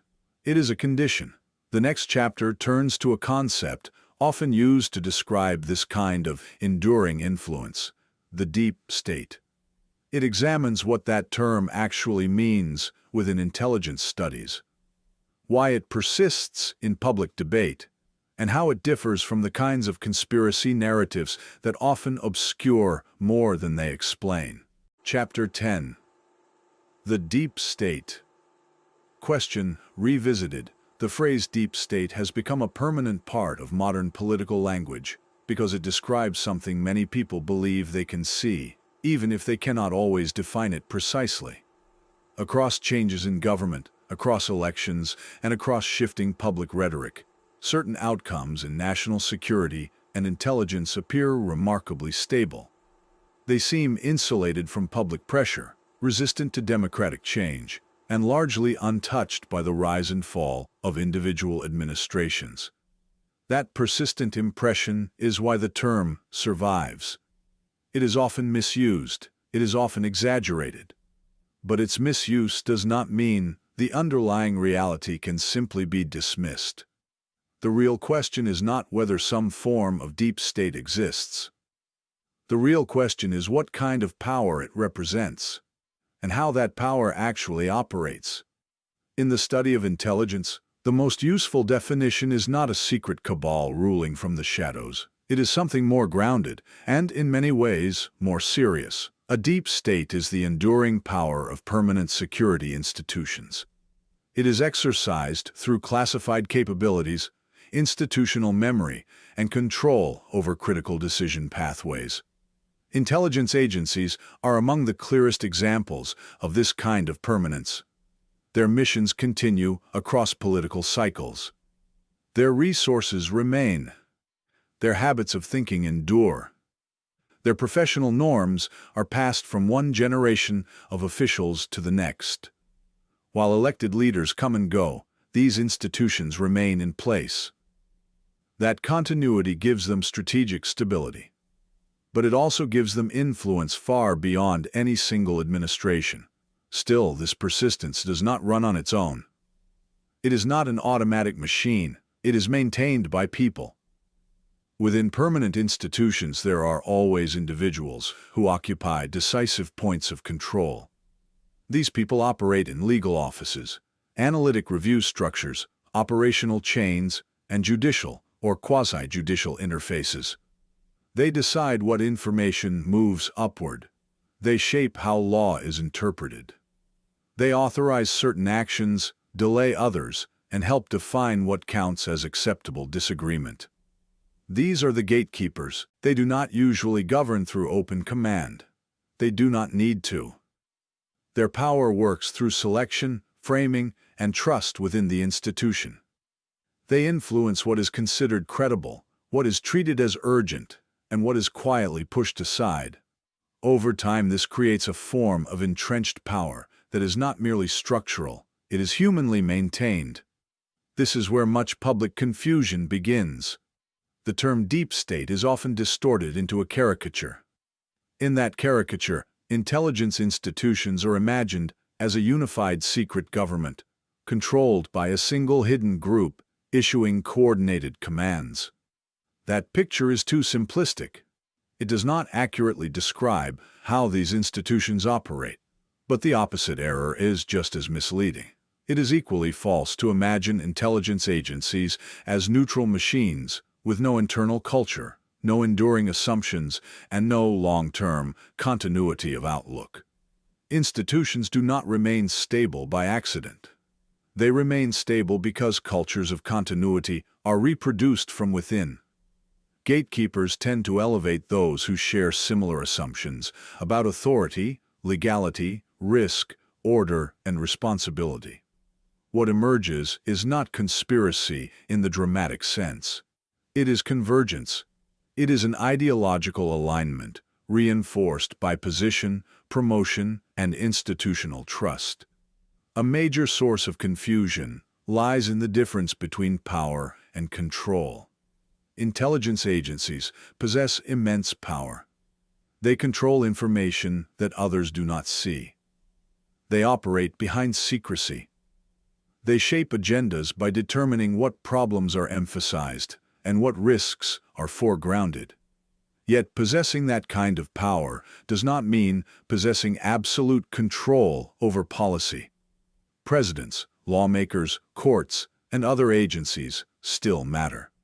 But even where formal authority remains divided, gatekeepers often exert disproportionate influence over which options are presented as serious, especially during crises. Choices are not eliminated in an obvious way. They are narrowed. They are filtered through interpretive corridors that have already been shaped by those inside the system. And that is where worldview becomes important. As earlier chapters have argued, certain Catholic moral and institutional traditions, especially those shaped by post-Vatican II engagement with modern governance, place strong emphasis on order, institutional mediation, technocratic expertise, and the management of social conflict through elite coordination rather than public confrontation. These are not secret teachings. They are public frameworks. They appear in visible sources, including documents like Gaudium et Spes, which encourage engagement with modern institutions rather than resistance to them.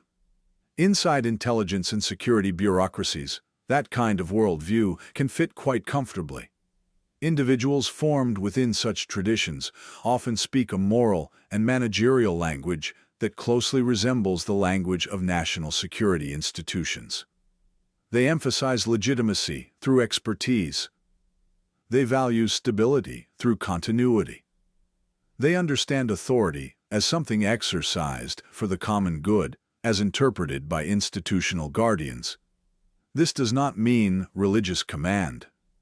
It does not mean intelligence agencies function on behalf of the Catholic Church. It does not mean Catholics within such systems act as a unified bloc. It means something more specific. Certain moral frameworks align more easily with permanent security institutions than others do. And when that alignment reduces institutional friction, people who think in those terms may be more likely to gain trust, advance into gatekeeping roles, and remain entrenched within decision-making structures. The mechanism, then, is not theology directing policy. It is worldview filtering authority. That distinction matters because without it, analysis becomes confused. If everything is reduced to religious obedience, the real process disappears from view. The more accurate account is that compatibility matters. Certain frameworks of reasoning fit more naturally within permanent bureaucratic systems, and those who embody them may be more readily promoted and trusted. Secrecy makes all of this harder to see, because most internal debates, objections, constraints, and disagreements remain classified. The public encounters only the final results. The invisible work of gatekeeping, what was excluded, delayed, reframed, softened, normalized, or pushed forward, never appears clearly. As a result, the deep state often gets imagined in extreme terms. To some, it appears all-powerful. To others, it appears entirely fictional. In reality, it is neither. It is best understood as durable influence exercised under conditions of limited visibility. Comparative analysis helps sharpen the distinction. In some countries, deep state structures operate through overt coercion, extrajudicial violence, parallel chains of command, and visible interference in politics. In the United States, the mechanisms are generally more subtle. Power tends to operate through legal interpretation, procedural insulation, bureaucratic continuity, and institutional control over meaning. These mechanisms may be less dramatic, but they are not less real. They do not abolish law. They work through law. They do not always override formal systems. They often shape those systems from within. That is why the best analytical frame is not clandestine sovereignty, but gate-kept institutional power. Permanent institutions develop path dependence. Once certain assumptions, habits, and priorities become embedded, They are difficult to dislodge. But it is the gatekeepers who determine how that path is maintained, defended, and interpreted. Democratic vulnerability does not mainly arise from a single secret cabal. It arises from the concentration of interpretive authority behind classification barriers, where ideological alignment can endure without meaningful public challenge. To revisit the deep state question seriously requires discipline. It requires separating coordination from compatibility. It requires distinguishing religion from worldview. It requires rejecting both conspiracy, fantasy, and institutional naivete. Once those distinctions are maintained, the role of Catholic inflected moral frameworks in intelligence becomes easier to understand. It is neither imaginary nor omnipotent. It is one influence among several, shaping how power is justified, preserved, and exercised. The conclusion, then, is clear. A deep state does exist, but it does not exist as a shadow government issuing secret decrees from behind the visible state. It exists as a humanly maintained system of entrenched institutional power. It is sustained by gatekeepers who share overlapping assumptions about order, authority, legitimacy, and responsibility. Its strength lies not in theatrical secrecy, but in continuity, classification, and the quiet reproduction of elite consensus. Recognizing this does not mystify power. It makes power more intelligible, and once power is seen more clearly, the question of accountability also becomes clearer. The remedy is not panic. It is not myth-making. It is not symbolic accusation. The remedy lies in transparency, adversarial oversight, and the deliberate disruption of closed, interpretive circles that become too insulated from democratic challenge. The next chapter turns outward. It examines how these same dynamics are perceived beyond the United States, where American intelligence power is encountered not as internal procedure, but as external effect, and where histories of sovereignty, mistrust, and ideological conflict shape how that power is understood. Chapter 11. Perception Abroad. Intelligence Power and Foreign Suspicion. Outside the United States, American intelligence power is rarely experienced as an abstract process or as a matter of institutional nuance. It is experienced through its effects. Foreign leaders and foreign publics do not encounter U.S. intelligence through internal debates, legal memoranda, or oversight structures. They encounter it through outcomes they can see and feel. Pressure on leadership, political instability, coordinated sanctions, exposed surveillance, and sudden changes in diplomatic posture. It is from this external vantage point that accusations of political interference arise. And those accusations reveal not only suspicion of covert activity, but also the broader problem of how intelligence power becomes visible to those who stand outside the system that justifies it. From Latin America to the Middle East, from Eastern Europe to Southeast Asia, American intelligence agencies have long been perceived as political actors, regardless of the formal limits placed upon them. That perception is not created in a vacuum. It is shaped by memory. The Cold War left a lasting historical imprint. Interventions, regime change efforts, covert influence campaigns, and intelligence-backed political operations created a durable association between American intelligence and political engineering. Even when modern operations differ in method, scope, or intention, that historical record continues to shape the way present actions are interpreted. For many foreign observers, the past is not separate from the present. It is the lens through which the present is judged. Suspicion is intensified by the basic asymmetry built into intelligence work itself. Intelligence agencies operate through secrecy, deniability, and indirect influence. Foreign governments, by contrast, must often respond in public to consequences they cannot fully document. They may see unrest emerging at the same time as diplomatic pressure, financial strain, or the exposure of sensitive information. When these events converge, leaders infer coordination, even where proof is incomplete. In such an environment, correlation is often experienced as causation. And under conditions of limited visibility, suspicion becomes a rational response. Another source of mistrust lies in the dual nature of American intelligence power. U.S. intelligence agencies do not operate in isolation. They exist within a much broader ecosystem that includes diplomacy, military alliances, financial institutions, technology platforms, and legal regimes. To foreign observers, these elements often appear synchronized. Even where coordination is loose, informal, or simply emergent, the cumulative effect can resemble strategic pressure applied across several domains at once. From the outside, distinctions that matter internally may disappear. The separation between intelligence assessment, diplomatic signaling, financial consequence, and political narrative may be clear in Washington. It is often much less clear abroad.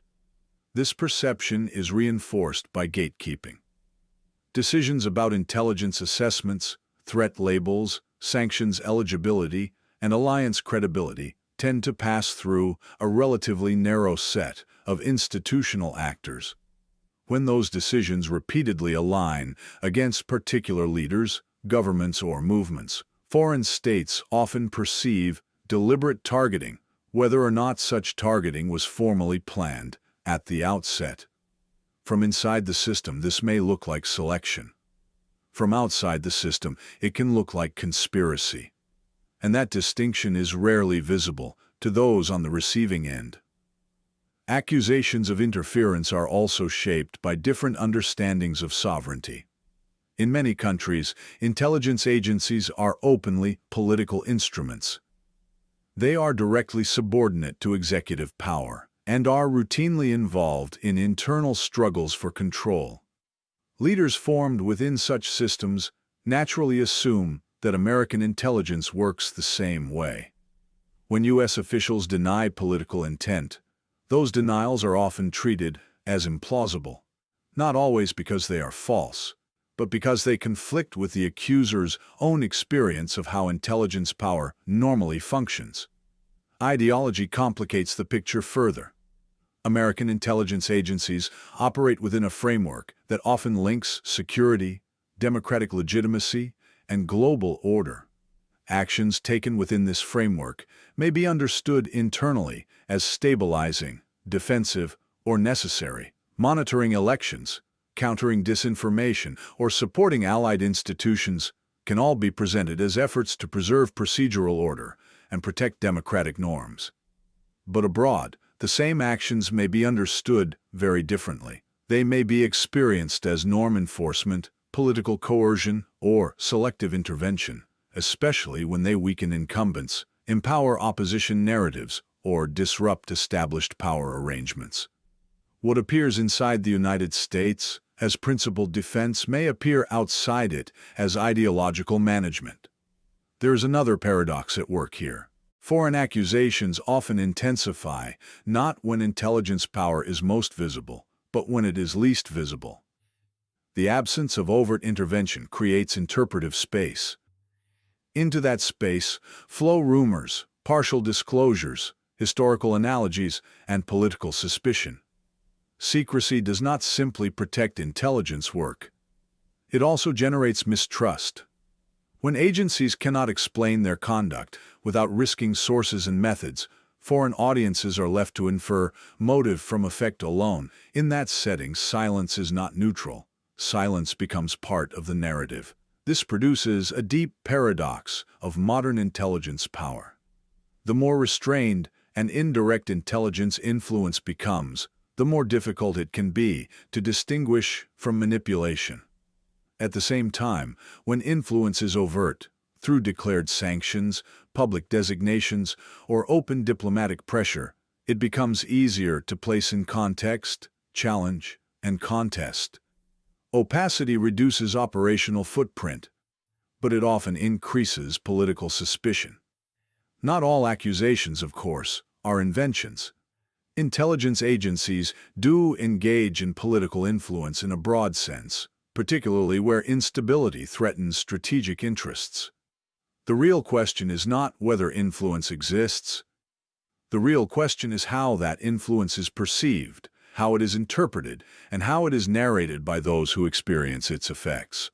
Foreign leaders often describe intelligence pressure as interference because that language serves a political purpose. It helps them mobilize domestic support. It strengthens claims of sovereignty under threat. It can also attract international sympathy. In this way, structural power is converted into a personalized adversary. What these accusations ultimately reveal is a widening gap between institutional self-understanding and external interpretation. Inside the United States, intelligence influence is usually framed as lawful, procedural, and bounded.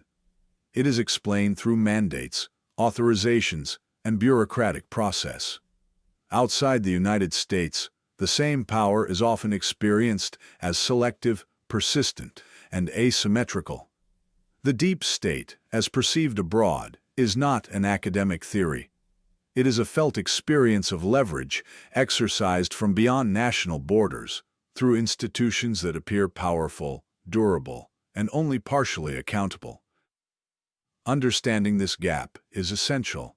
It does not require believing every accusation at face value, nor does it require dismissing such accusations as propaganda or paranoia. What it requires is an awareness that power looks different when seen from a distance, especially when that distance is shaped by historical memory, anxiety about sovereignty, and incomplete visibility.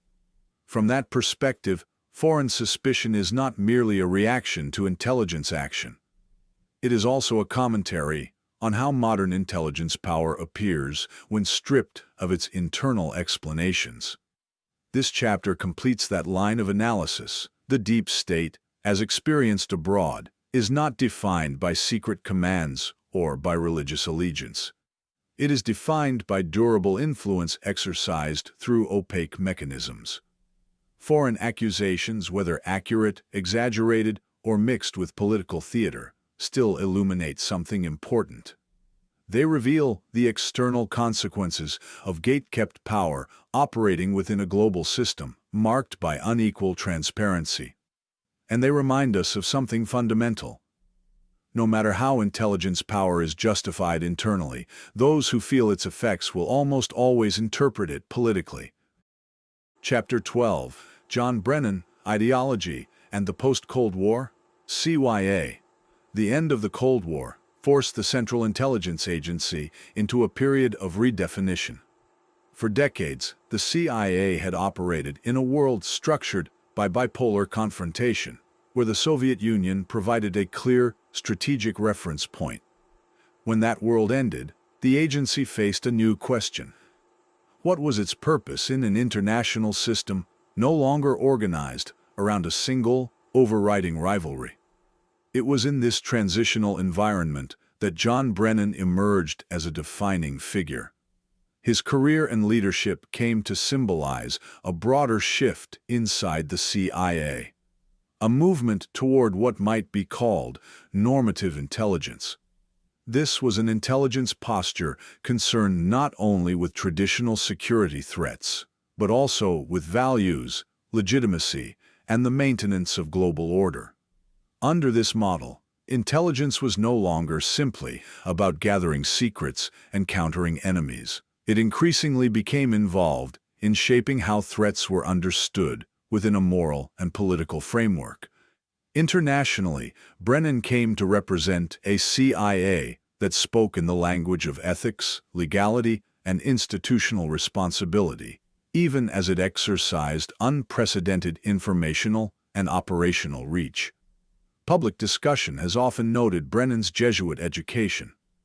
This point is usually raised not as evidence of religious command, but as an indication of the kind of moral formation that may have shaped his reasoning. Jesuit education is often associated with disciplined analysis, structured responsibility, intellectual rigor, and a belief in service understood as a moral duty.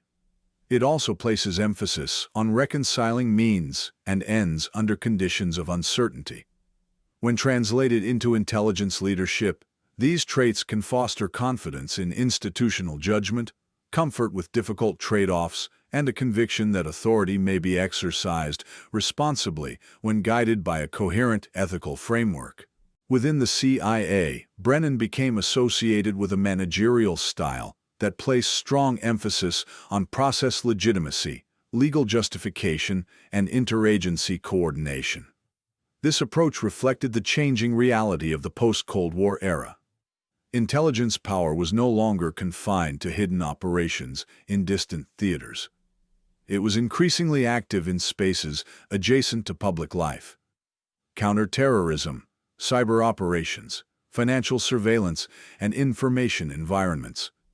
These were domains in which intelligence actions would be scrutinized not only by adversaries, but also by allies, journalists, lawmakers, and domestic audiences. In such an environment, it was no longer enough simply to act effectively. Intelligence actions also had to be presented as necessary, proportionate, and consistent with accepted norms. That was one of the defining features of Brennan's era. Intelligence leadership sought not only operational success, but defensible legitimacy. The aim was to ensure that the exercise of power could be explained through law, ethics, and institutional procedure. Yet, internationally, this self-understanding often failed to persuade. For many foreign leaders and publics, the CIA under Brennan did not appear as a neutral intelligence service carrying out technical security functions. It appeared instead as a norm-enforcing institution aligned with Western political expectations and moral assumptions. Actions understood internally as defensive, such as intelligence assessments, strategic disclosures, or close coordination with allied services, were frequently experienced externally as pressure, delegitimization, or political interference. As intelligence capabilities expanded, the gap between internal justification and external perception widened. The post-Cold War expansion of intelligence domains intensified this problem.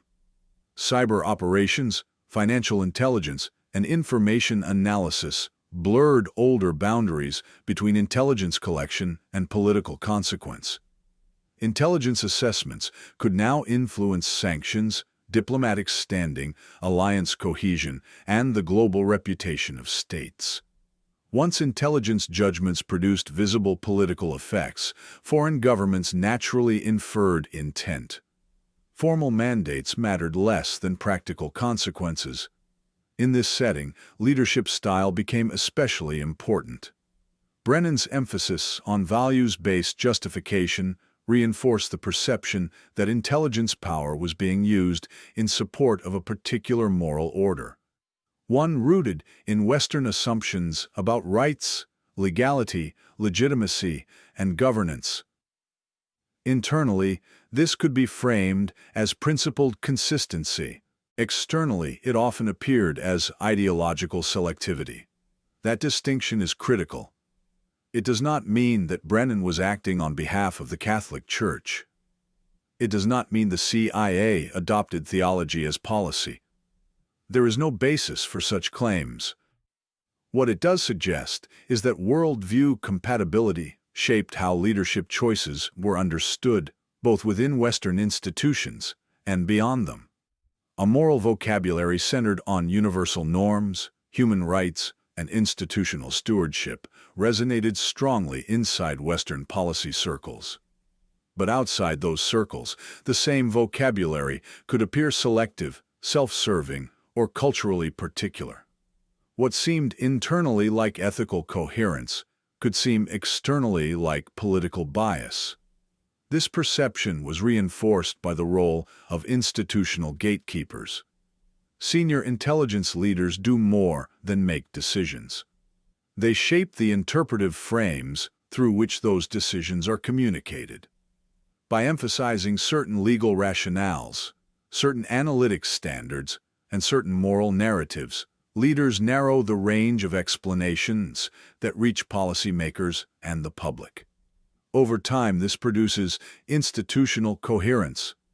But from abroad, that coherence can look like something more deliberate, an aligned effort directed against particular regimes, movements, or civilizational actors. Even when intelligence actions arise from ordinary bureaucratic processes, the consistency of the framing can make them appear coordinated at a deeper ideological level. Brennan's tenure, therefore, illustrates a larger pattern within the post-Cold War CIA. It was a period in which growing operational capability became fused with normative confidence.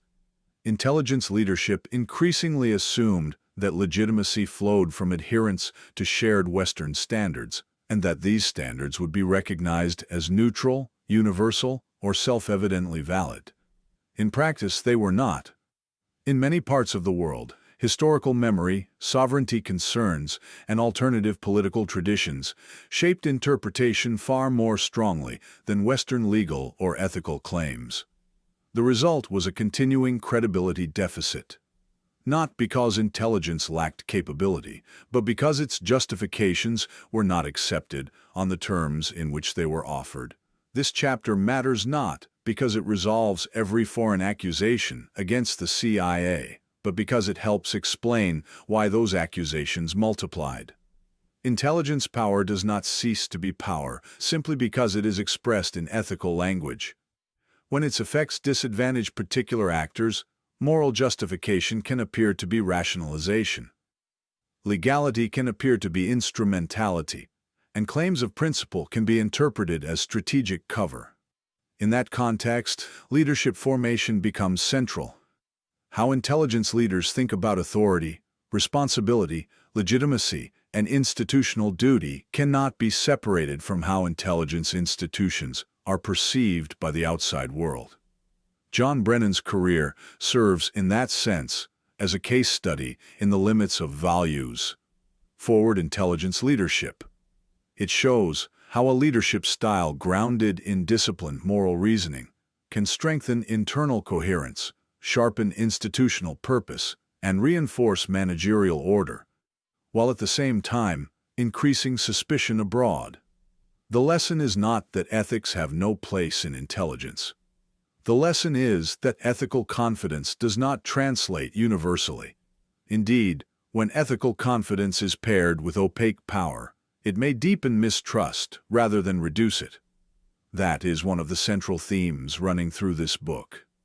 Intelligence institutions are shaped not only by statutes, procedures, and capabilities. They are also shaped by the worldviews embedded in leadership.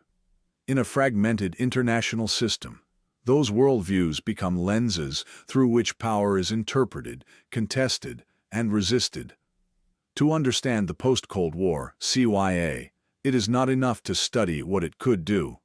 It is also necessary to understand how it understood itself, and how that self-understanding appeared to everyone beyond American borders. Only then does the enduring suspicion surrounding the CIA begin to make full sense. Chapter 13, The Dulles Family and Jesuit Proximity. The Dulles family holds a distinctive place in the history of American power. Across diplomacy, intelligence, theology, and public life, members of this family intersected with many of the elite institutions that shaped the 20th century. Their careers moved through the corridors of statecraft, academia, and religious scholarship, linking several spheres that rarely appear together in the same narrative. Because of this convergence, the Dulles name has often attracted speculation. When state authority and religious vocation appear close to one another, especially within the same family, it can invite questions about hidden influence or unseen coordination. Yet understanding the Dulles family requires careful precision. Proximity does not mean control. Symbolism does not mean command. And a family connection does not automatically translate into institutional alignment. Allen Dulles, who served as Director of Central Intelligence during the Cold War, became one of the most prominent figures in the development of the modern American intelligence establishment. His career reflected the confidence and ambition of the post-war United States. He operated within elite transatlantic networks and viewed global politics through the strategic lens of Cold War rivalry. His worldview was shaped primarily by the geopolitical pressures of the era. The expansion of Soviet power, the perceived threat of communism, and the belief that American leadership required active intelligence operations abroad. These influences were political and strategic, not clerical. At the same time, another figure within the extended Dulles family followed a very different path. Avery Dulles entered the Society of Jesus, becoming a Jesuit priest, a respected theologian, and eventually a cardinal of the Roman Catholic Church. This juxtaposition, a CIA director and a Jesuit cardinal emerging from the same family, has often drawn attention. For some observers, the pairing appears symbolically powerful. Intelligence leadership and ecclesiastical authority seem to sit side by side, raising questions about whether deeper connections might exist beneath the surface. Yet, symbolism alone cannot establish causation. Avery Dulles's life unfolded almost entirely within the intellectual and spiritual world of the Catholic Church. His vocation developed through scholarship, teaching, and theological reflection. Over time, he became one of the most respected Catholic theologians in the United States, writing extensively on ecclesiology, authority, and the development of doctrine. His elevation to the College of Cardinals was a recognition of his contributions to theology and the life of the Church. It was not a bridge into the governance of intelligence institutions. The analytical temptation in such situations is to assume that where lines cross, influence must follow. But historical interpretation requires restraint. There is no evidence that Avery Dulles exercised clerical authority over American intelligence policy. There is no record showing that Allen Dulles derived strategic direction from Jesuit teaching or ecclesiastical guidance. The institutions in which they worked operated according to entirely different purposes, rules, and systems of accountability. One served a global intelligence apparatus shaped by geopolitics and national security. The other served a religious order devoted to theology, education, and the spiritual life of the Church. Their domains were separate, even if their family name was shared. However, the Dulles story does illuminate another phenomenon: elite circulation. The family moved easily through multiple elite environments: law, diplomacy, academia, and religious scholarship. These worlds often share certain cultural traits. They value discipline, hierarchy, moral reasoning, intellectual rigor, and a sense of institutional continuity. These shared characteristics do not indicate shared agendas. Instead, they reflect overlapping elite cultures that prize stewardship, legitimacy, and structured authority. In such environments, individuals trained in different institutions may still recognize familiar patterns of thought. The result can be resonance rather than coordination, similar assumptions emerging from different traditions without direct instruction or control. Avery Dulles's theological writings help illustrate this distinction. His work frequently explored themes such as authority as service, the development of doctrine over time, and the relationship between religious institutions and modern society.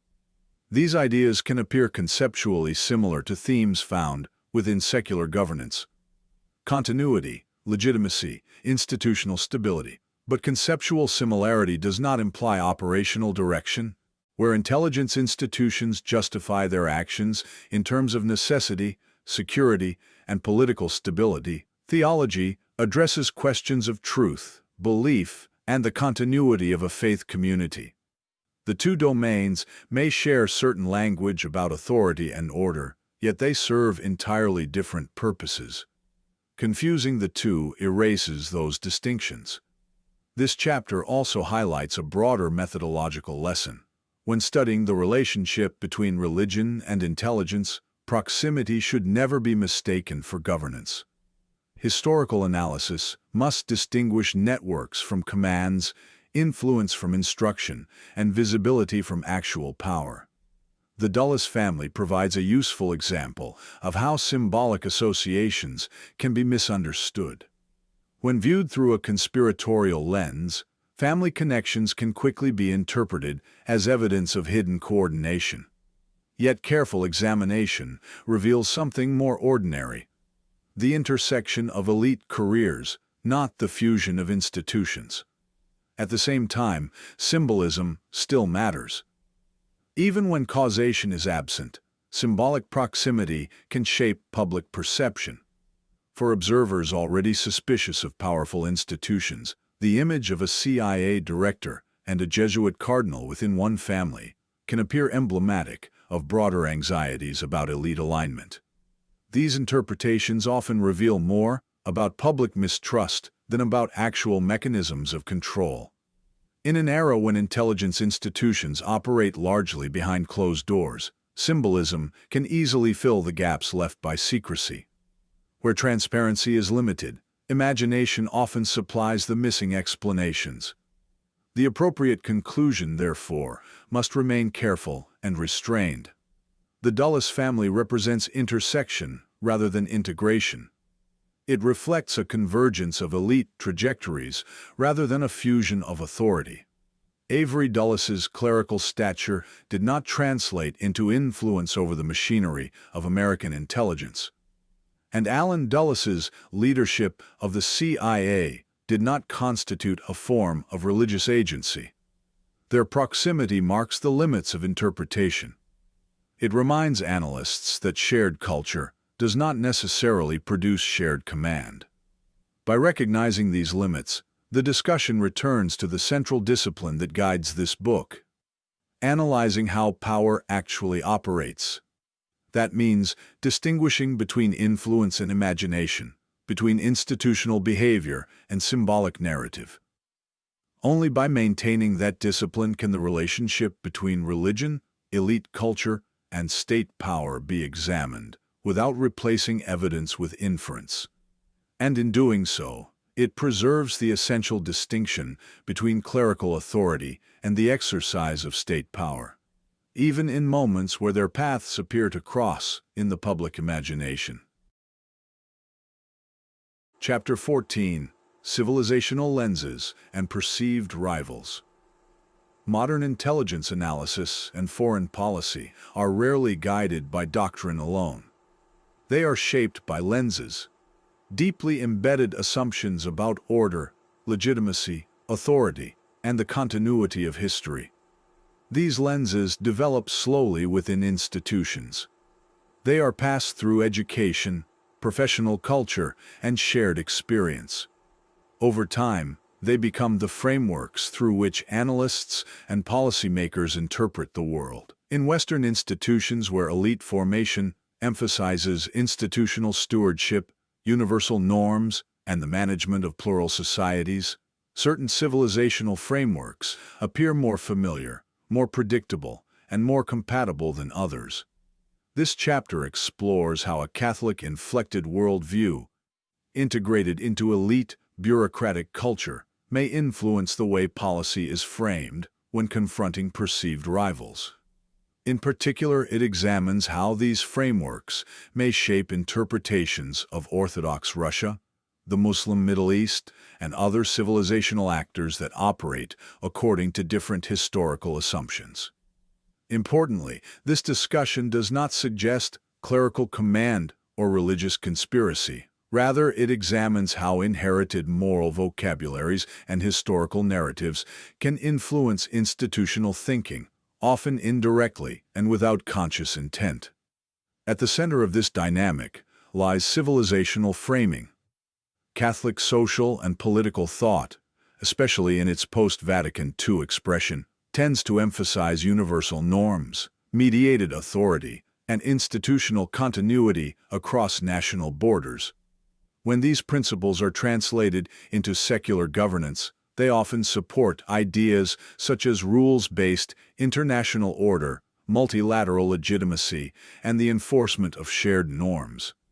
Within this framework, political actors who reject these assumptions are often interpreted not only as strategic competitors, but as normative outliers.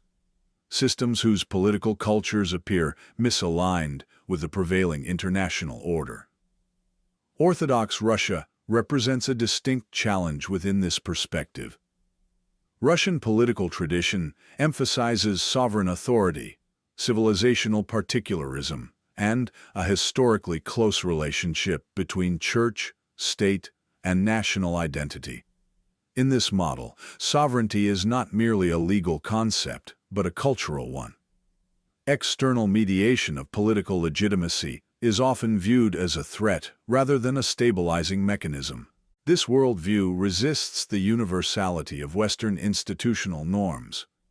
Within Western intelligence culture, which often emphasizes integration, compliance, and multilateral legitimacy, such resistance is frequently interpreted as revisionism or destabilization. Even when Russian actions are framed domestically as defensive or restorative, they are often analyzed through a lens of normative conflict, rather than purely strategic calculation.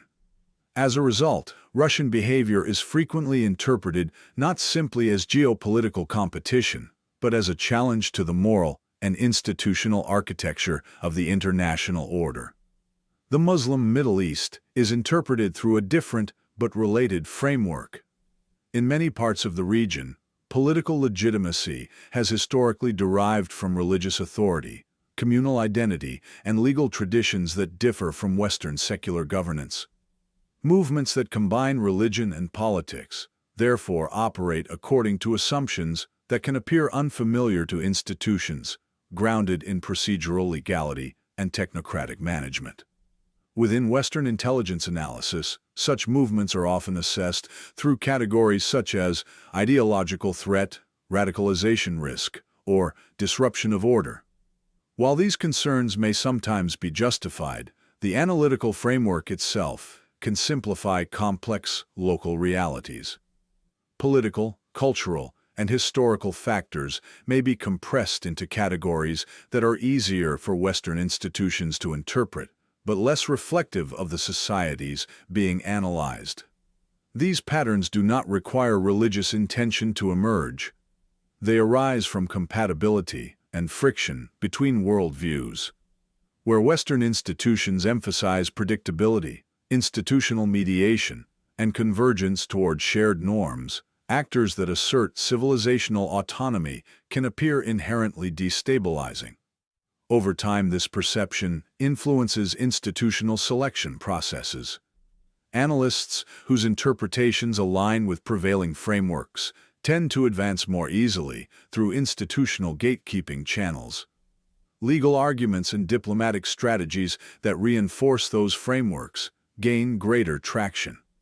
Alternative interpretations, particularly those that challenge the dominant worldview, may struggle to gain attention or authority. The effect accumulates gradually. Intelligence assessments influence sanctions policy, alliance structures, information operations, and security cooperation.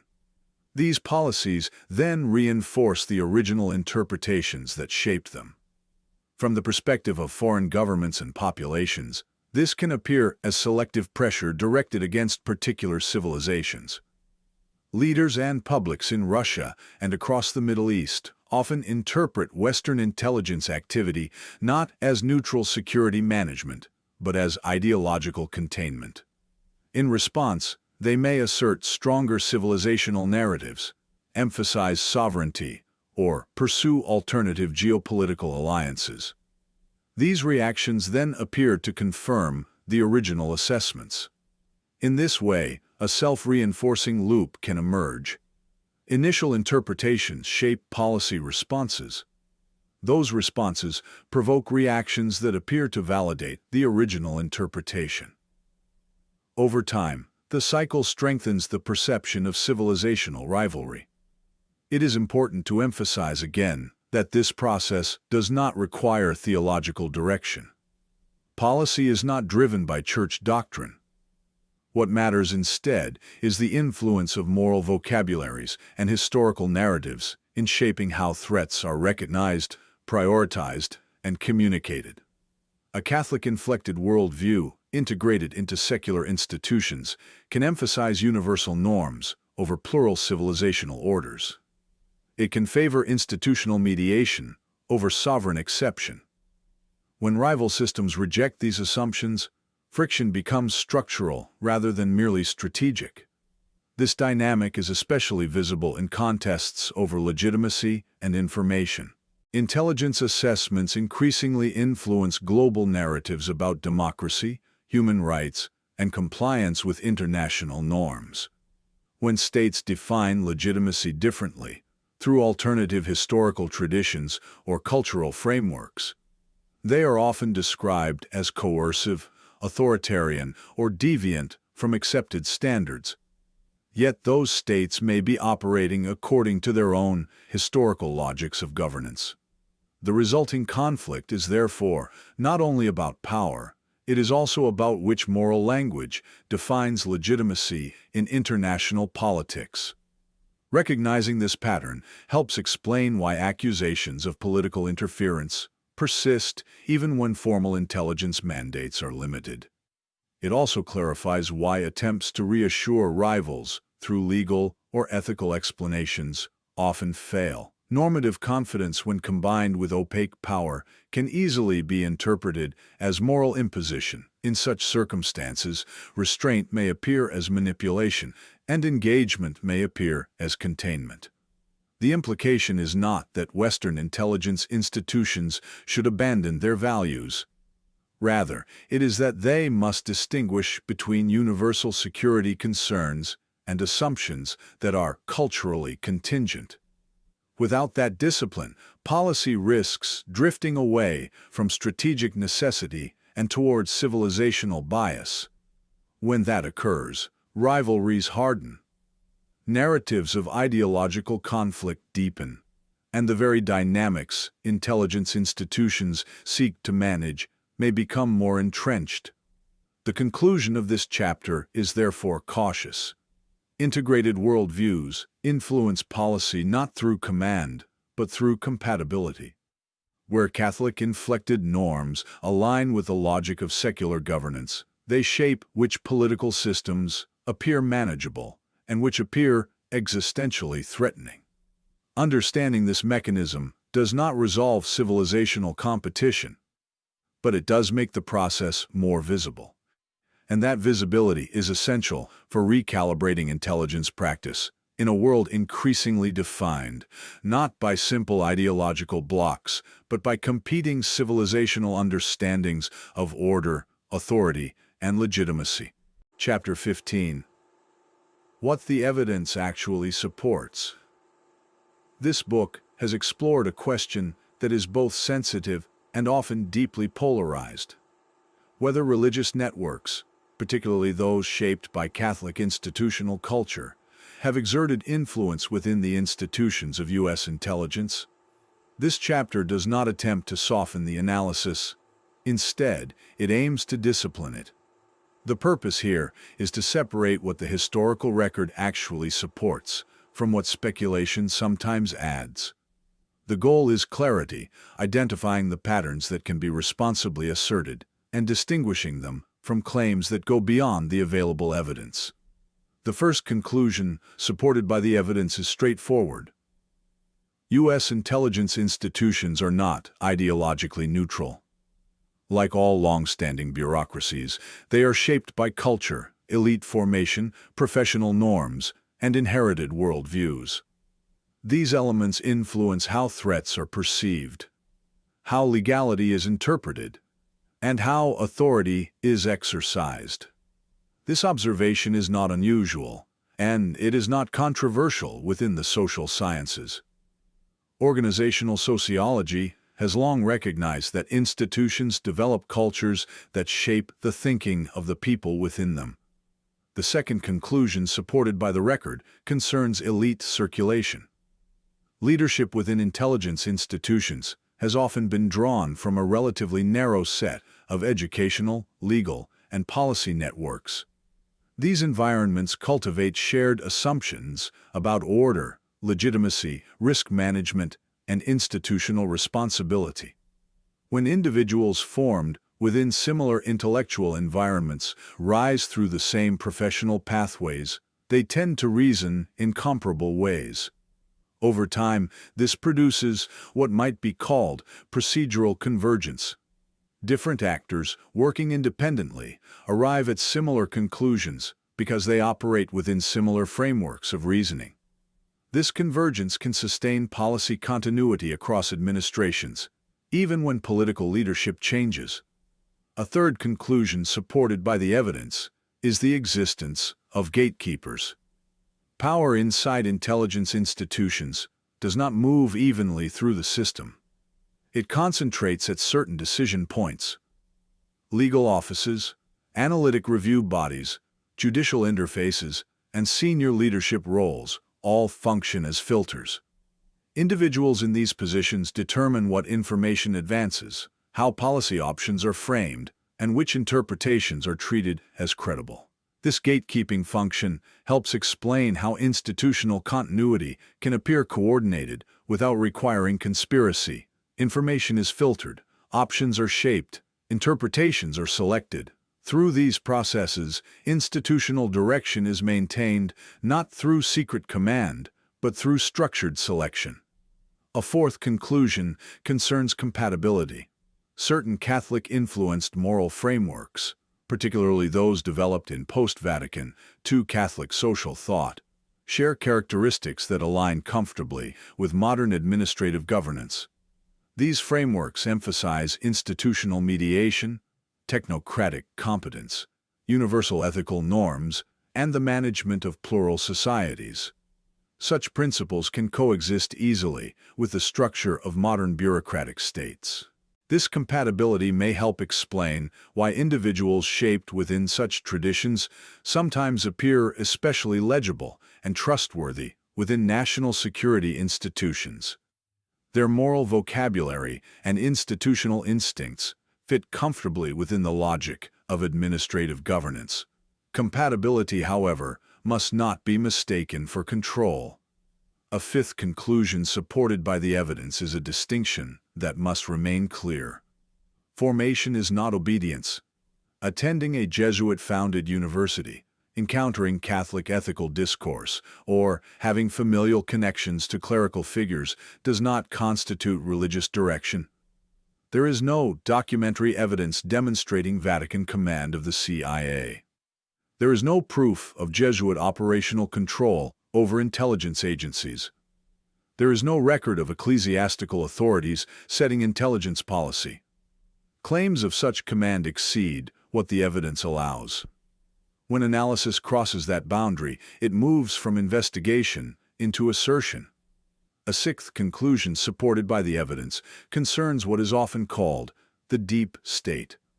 The phrase is widely used and often misunderstood. Properly defined, the deep state refers to a system of entrenched institutional power maintained through permanence, secrecy, and internal gatekeeping. It is not a secret conspiracy directing events from the shadows. Rather, it is a durable network of bureaucratic structures and professional communities whose continuity outlasts electoral cycles. This form of institutional persistence explains why certain policy trajectories, especially those involving surveillance systems, counterterrorism doctrine, and alliance management, often remain stable even when political leadership changes. In this sense, the deep state is institutional rather than conspiratorial. It is selective rather than monolithic. It is ideological rather than theological. A seventh conclusion, supported by the evidence, helps explain why suspicion of U.S. intelligence persists abroad. From outside the United States, intelligence power is experienced primarily through its effects.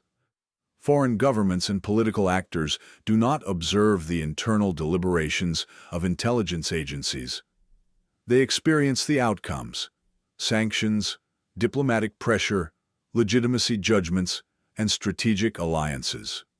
When intelligence assessments repeatedly influence policy against particular actors, such as Orthodox Russia, political Islamist movements, or other non-Western systems, those actors interpret the pressure through their own historical narratives.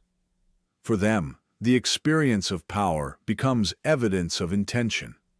This does not prove religious hostility, but it does illustrate the friction that emerges when competing worldviews interpret the same actions through different historical memories. At the same time, the evidence clearly does not support several claims that frequently appear in public discourse. There is no evidence of a religious cabal directing intelligence operations. There is no proof of a Jesuit command structure embedded inside intelligence agencies. There is no documentation showing that intelligence leaders act on behalf of the Catholic Church, or that policy outcomes are determined by confessional loyalty. Where such claims appear convincing, they often rely on symbolic proximity rather than causal proof. Shared educational backgrounds or cultural familiarity are treated as evidence of hidden command. But proximity alone cannot establish control. The evidence ultimately supports a more nuanced position. Worldviews shape institutions. Institutions select individuals whose reasoning aligns with their culture. Gatekeepers preserve continuity by filtering interpretation and information. Over time, these mechanisms can narrow the range of acceptable perspectives. Certain moral vocabularies become dominant. Alternative frameworks may gradually be marginalized. The outcome is not religious rule. It is ideological narrowing.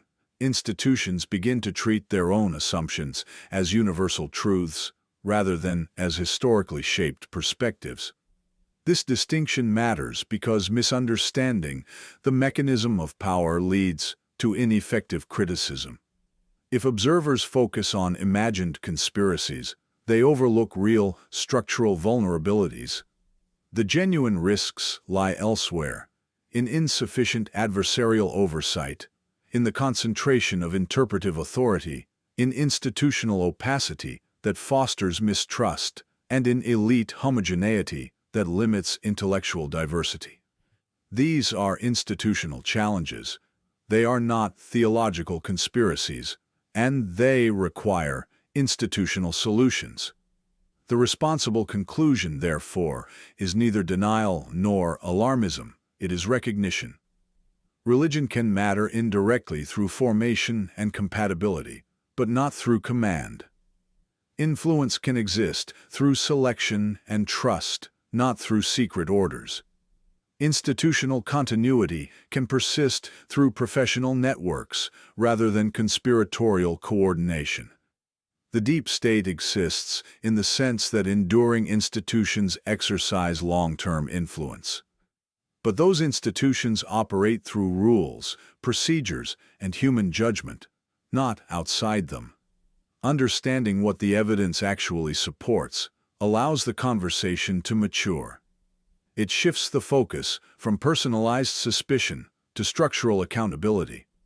It moves debate away from symbolic accusation and toward procedural reform. And it replaces civilizational hostility with analytic humility. Only by maintaining this discipline can intelligence power be examined seriously, without mystification and without denial. This synthesis does not end the inquiry. Instead, it defines the boundaries within which further inquiry must proceed. Within those boundaries lies the real work of democratic reform, ensuring that intelligence institutions remain effective without becoming ideologically enclosed, and powerful without becoming unaccountable. Chapter 16: Intelligence, Faith, and Democratic Oversight. When people debate intelligence oversight, they usually focus on the visible machinery of government. They talk about law, they talk about budgets, they talk about classification, secrecy, and executive power. They talk about whether agencies stayed within their legal authority, whether committees were informed, and whether procedures were followed. Far less often do they ask deeper questions. They rarely ask how the people inside these institutions were formed. They rarely ask what moral language shapes their judgment. They rarely ask what assumptions about order, authority, legitimacy, or danger may already exist in the minds of those making decisions. Yet intelligence institutions are not run by abstract systems. They are run by human beings. And human beings do not act from procedure alone. They act through ethical frameworks they have absorbed over time. The absence of religion from oversight debates is not accidental. It reflects the modern self-image of democratic states. Democracies like to think of themselves as secular, rational, and neutral. They are often uncomfortable examining belief systems when those belief systems do not appear openly as doctrine, command, or public declaration. If influence operates indirectly, through habits of thought or shared moral assumptions, it is far less likely to be named. In pluralistic democracies, intelligence agencies present themselves as neutral instruments of the elected state. This presentation is useful. In some respects, it is necessary. Public legitimacy depends in part on the claim that intelligence agencies serve government, not private belief. Oversight systems are therefore built to examine compliance, not conscience. They review rules, not premises. They test whether conduct was lawful, not whether the underlying worldview that shaped that conduct deserves scrutiny. That creates a serious gap. If an action is lawful, authorized, and procedurally correct, oversight often stops there. But law does not interpret itself. Risk does not weigh itself. Exceptional measures do not justify themselves. Human beings do all of that. And the way they do it is shaped by prior assumptions about what matters, what threatens order, what can be tolerated, and what must be confronted. This is where worldview enters the picture. Religious influence, when it exists inside modern intelligence culture, rarely appears in the form of explicit doctrine. It usually does not arrive as a written creed or a formal instruction. It moves more quietly. It may appear through ethical habits, assumptions about hierarchy, inherited ideas about civilization and disorder, or moral vocabulary so widely shared that they no longer seem religious at all. They feel natural. They feel universal. They feel beyond question. That is precisely why they are difficult to examine. Oversight bodies are poorly designed for this kind of inquiry. To question worldview can easily be portrayed as intrusive, sectarian, or discriminatory. So institutions often fall into an unwritten compromise. Religion is treated as either private or irrelevant, even when its indirect effects may be public and institutional. The subject becomes taboo, not because it has no importance, but because it is uncomfortable to approach. This silence is reinforced by the very structure of oversight. Parliamentary committees and congressional panels usually depend on classified briefings, executive summaries, and institutional assurances. These settings reward technical explanation. They reward operational language. They are designed to ask what happened, whether it was lawful, and whether it was effective. They are not designed to ask why certain threat narratives seem persuasive in the first place, or why particular legal interpretations recur again and again across different administrations. So, the deeper questions are left untouched. Why are certain threats prioritized while others are minimized?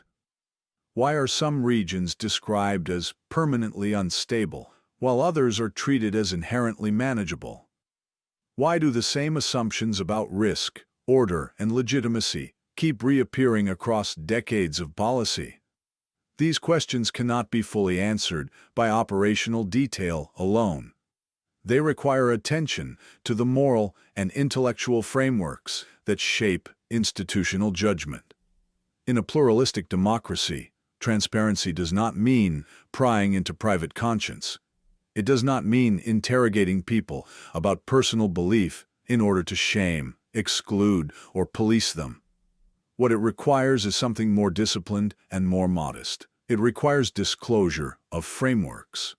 Oversight becomes stronger when institutions are transparent about the assumptions that guide analysis, the ethical standards invoked to justify exceptional power, and the historical narratives that influence how threats are perceived.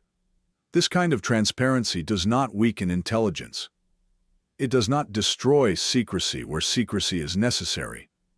It simply makes reasoning more visible. It allows that reasoning to be examined, contested, and understood in democratic terms. A mature oversight system would therefore ask more than whether an operation was legal or effective.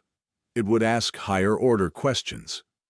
What moral language is being used to justify action? Which values are treated as fixed, and which are treated as negotiable? What kind of reasoning is rewarded inside the institution, and what kind is quietly filtered out? How does institutional culture shape the range of conclusions that seem acceptable? These are not anti-religious questions. They are not anti-secular questions. They are simply questions of democratic seriousness. They allow religiously inflected worldviews and secular ideologies alike to be examined on equal terms.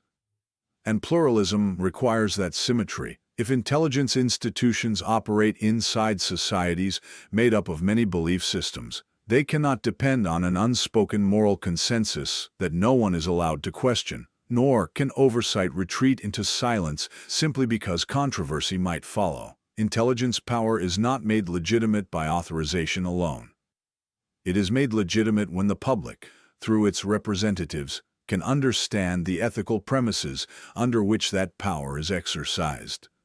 This point matters especially because transparency is often misunderstood.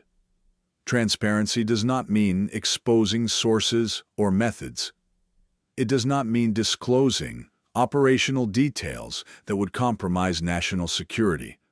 It means being clear about decision criteria. It means stating the thresholds at which risk is judged to require action. It means articulating the normative justifications used when extraordinary powers are invoked. Oversight bodies can ask for this without damaging security.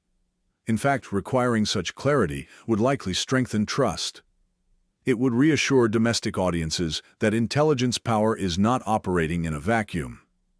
It would also reduce suspicion abroad by showing that power is constrained not only by formal law, but by ethical reasoning that can be stated, examined, and reviewed. There is another danger in refusing to address worldview. When institutions refuse to name the moral frameworks that shape them, they create a vacuum, and vacuums do not remain empty for long. Critics, researchers, opponents, and the wider public will fill that silence with their own explanations.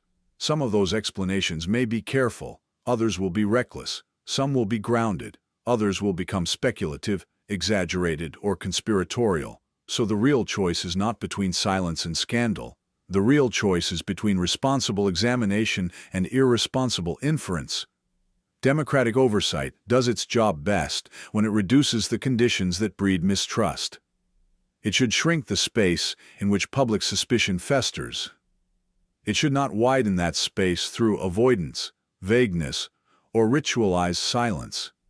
That is why this chapter argues for recalibration. Intelligence oversight must move beyond a narrow fixation on compliance alone. It must also engage institutional self-understanding. Faith, ideology, and moral formation should not be treated as forbidden subjects, nor should they be treated as automatic proof of hidden control. They should be treated as contextual realities.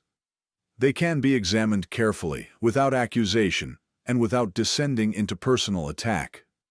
Doing so would make intelligence power more legible. And power that is more legible is easier to govern democratically. The central lesson here is not that intelligence institutions are secretly ruled by religion. That would be too simplistic. The deeper lesson is that no institution is governed by procedure alone. Rules matter, structures matter, laws matter. But in the end, institutions act through people. And people interpret law, policy, and danger through frameworks they have inherited, absorbed, and internalized. A democracy that refuses to examine those frameworks leaves part of power unexamined. A democracy that is willing to examine them openly, respectfully, and without fear takes oversight more seriously. Only then can intelligence remain both effective and accountable. Only then can it be strong enough to defend democratic society and transparent enough to remain worthy of democratic trust.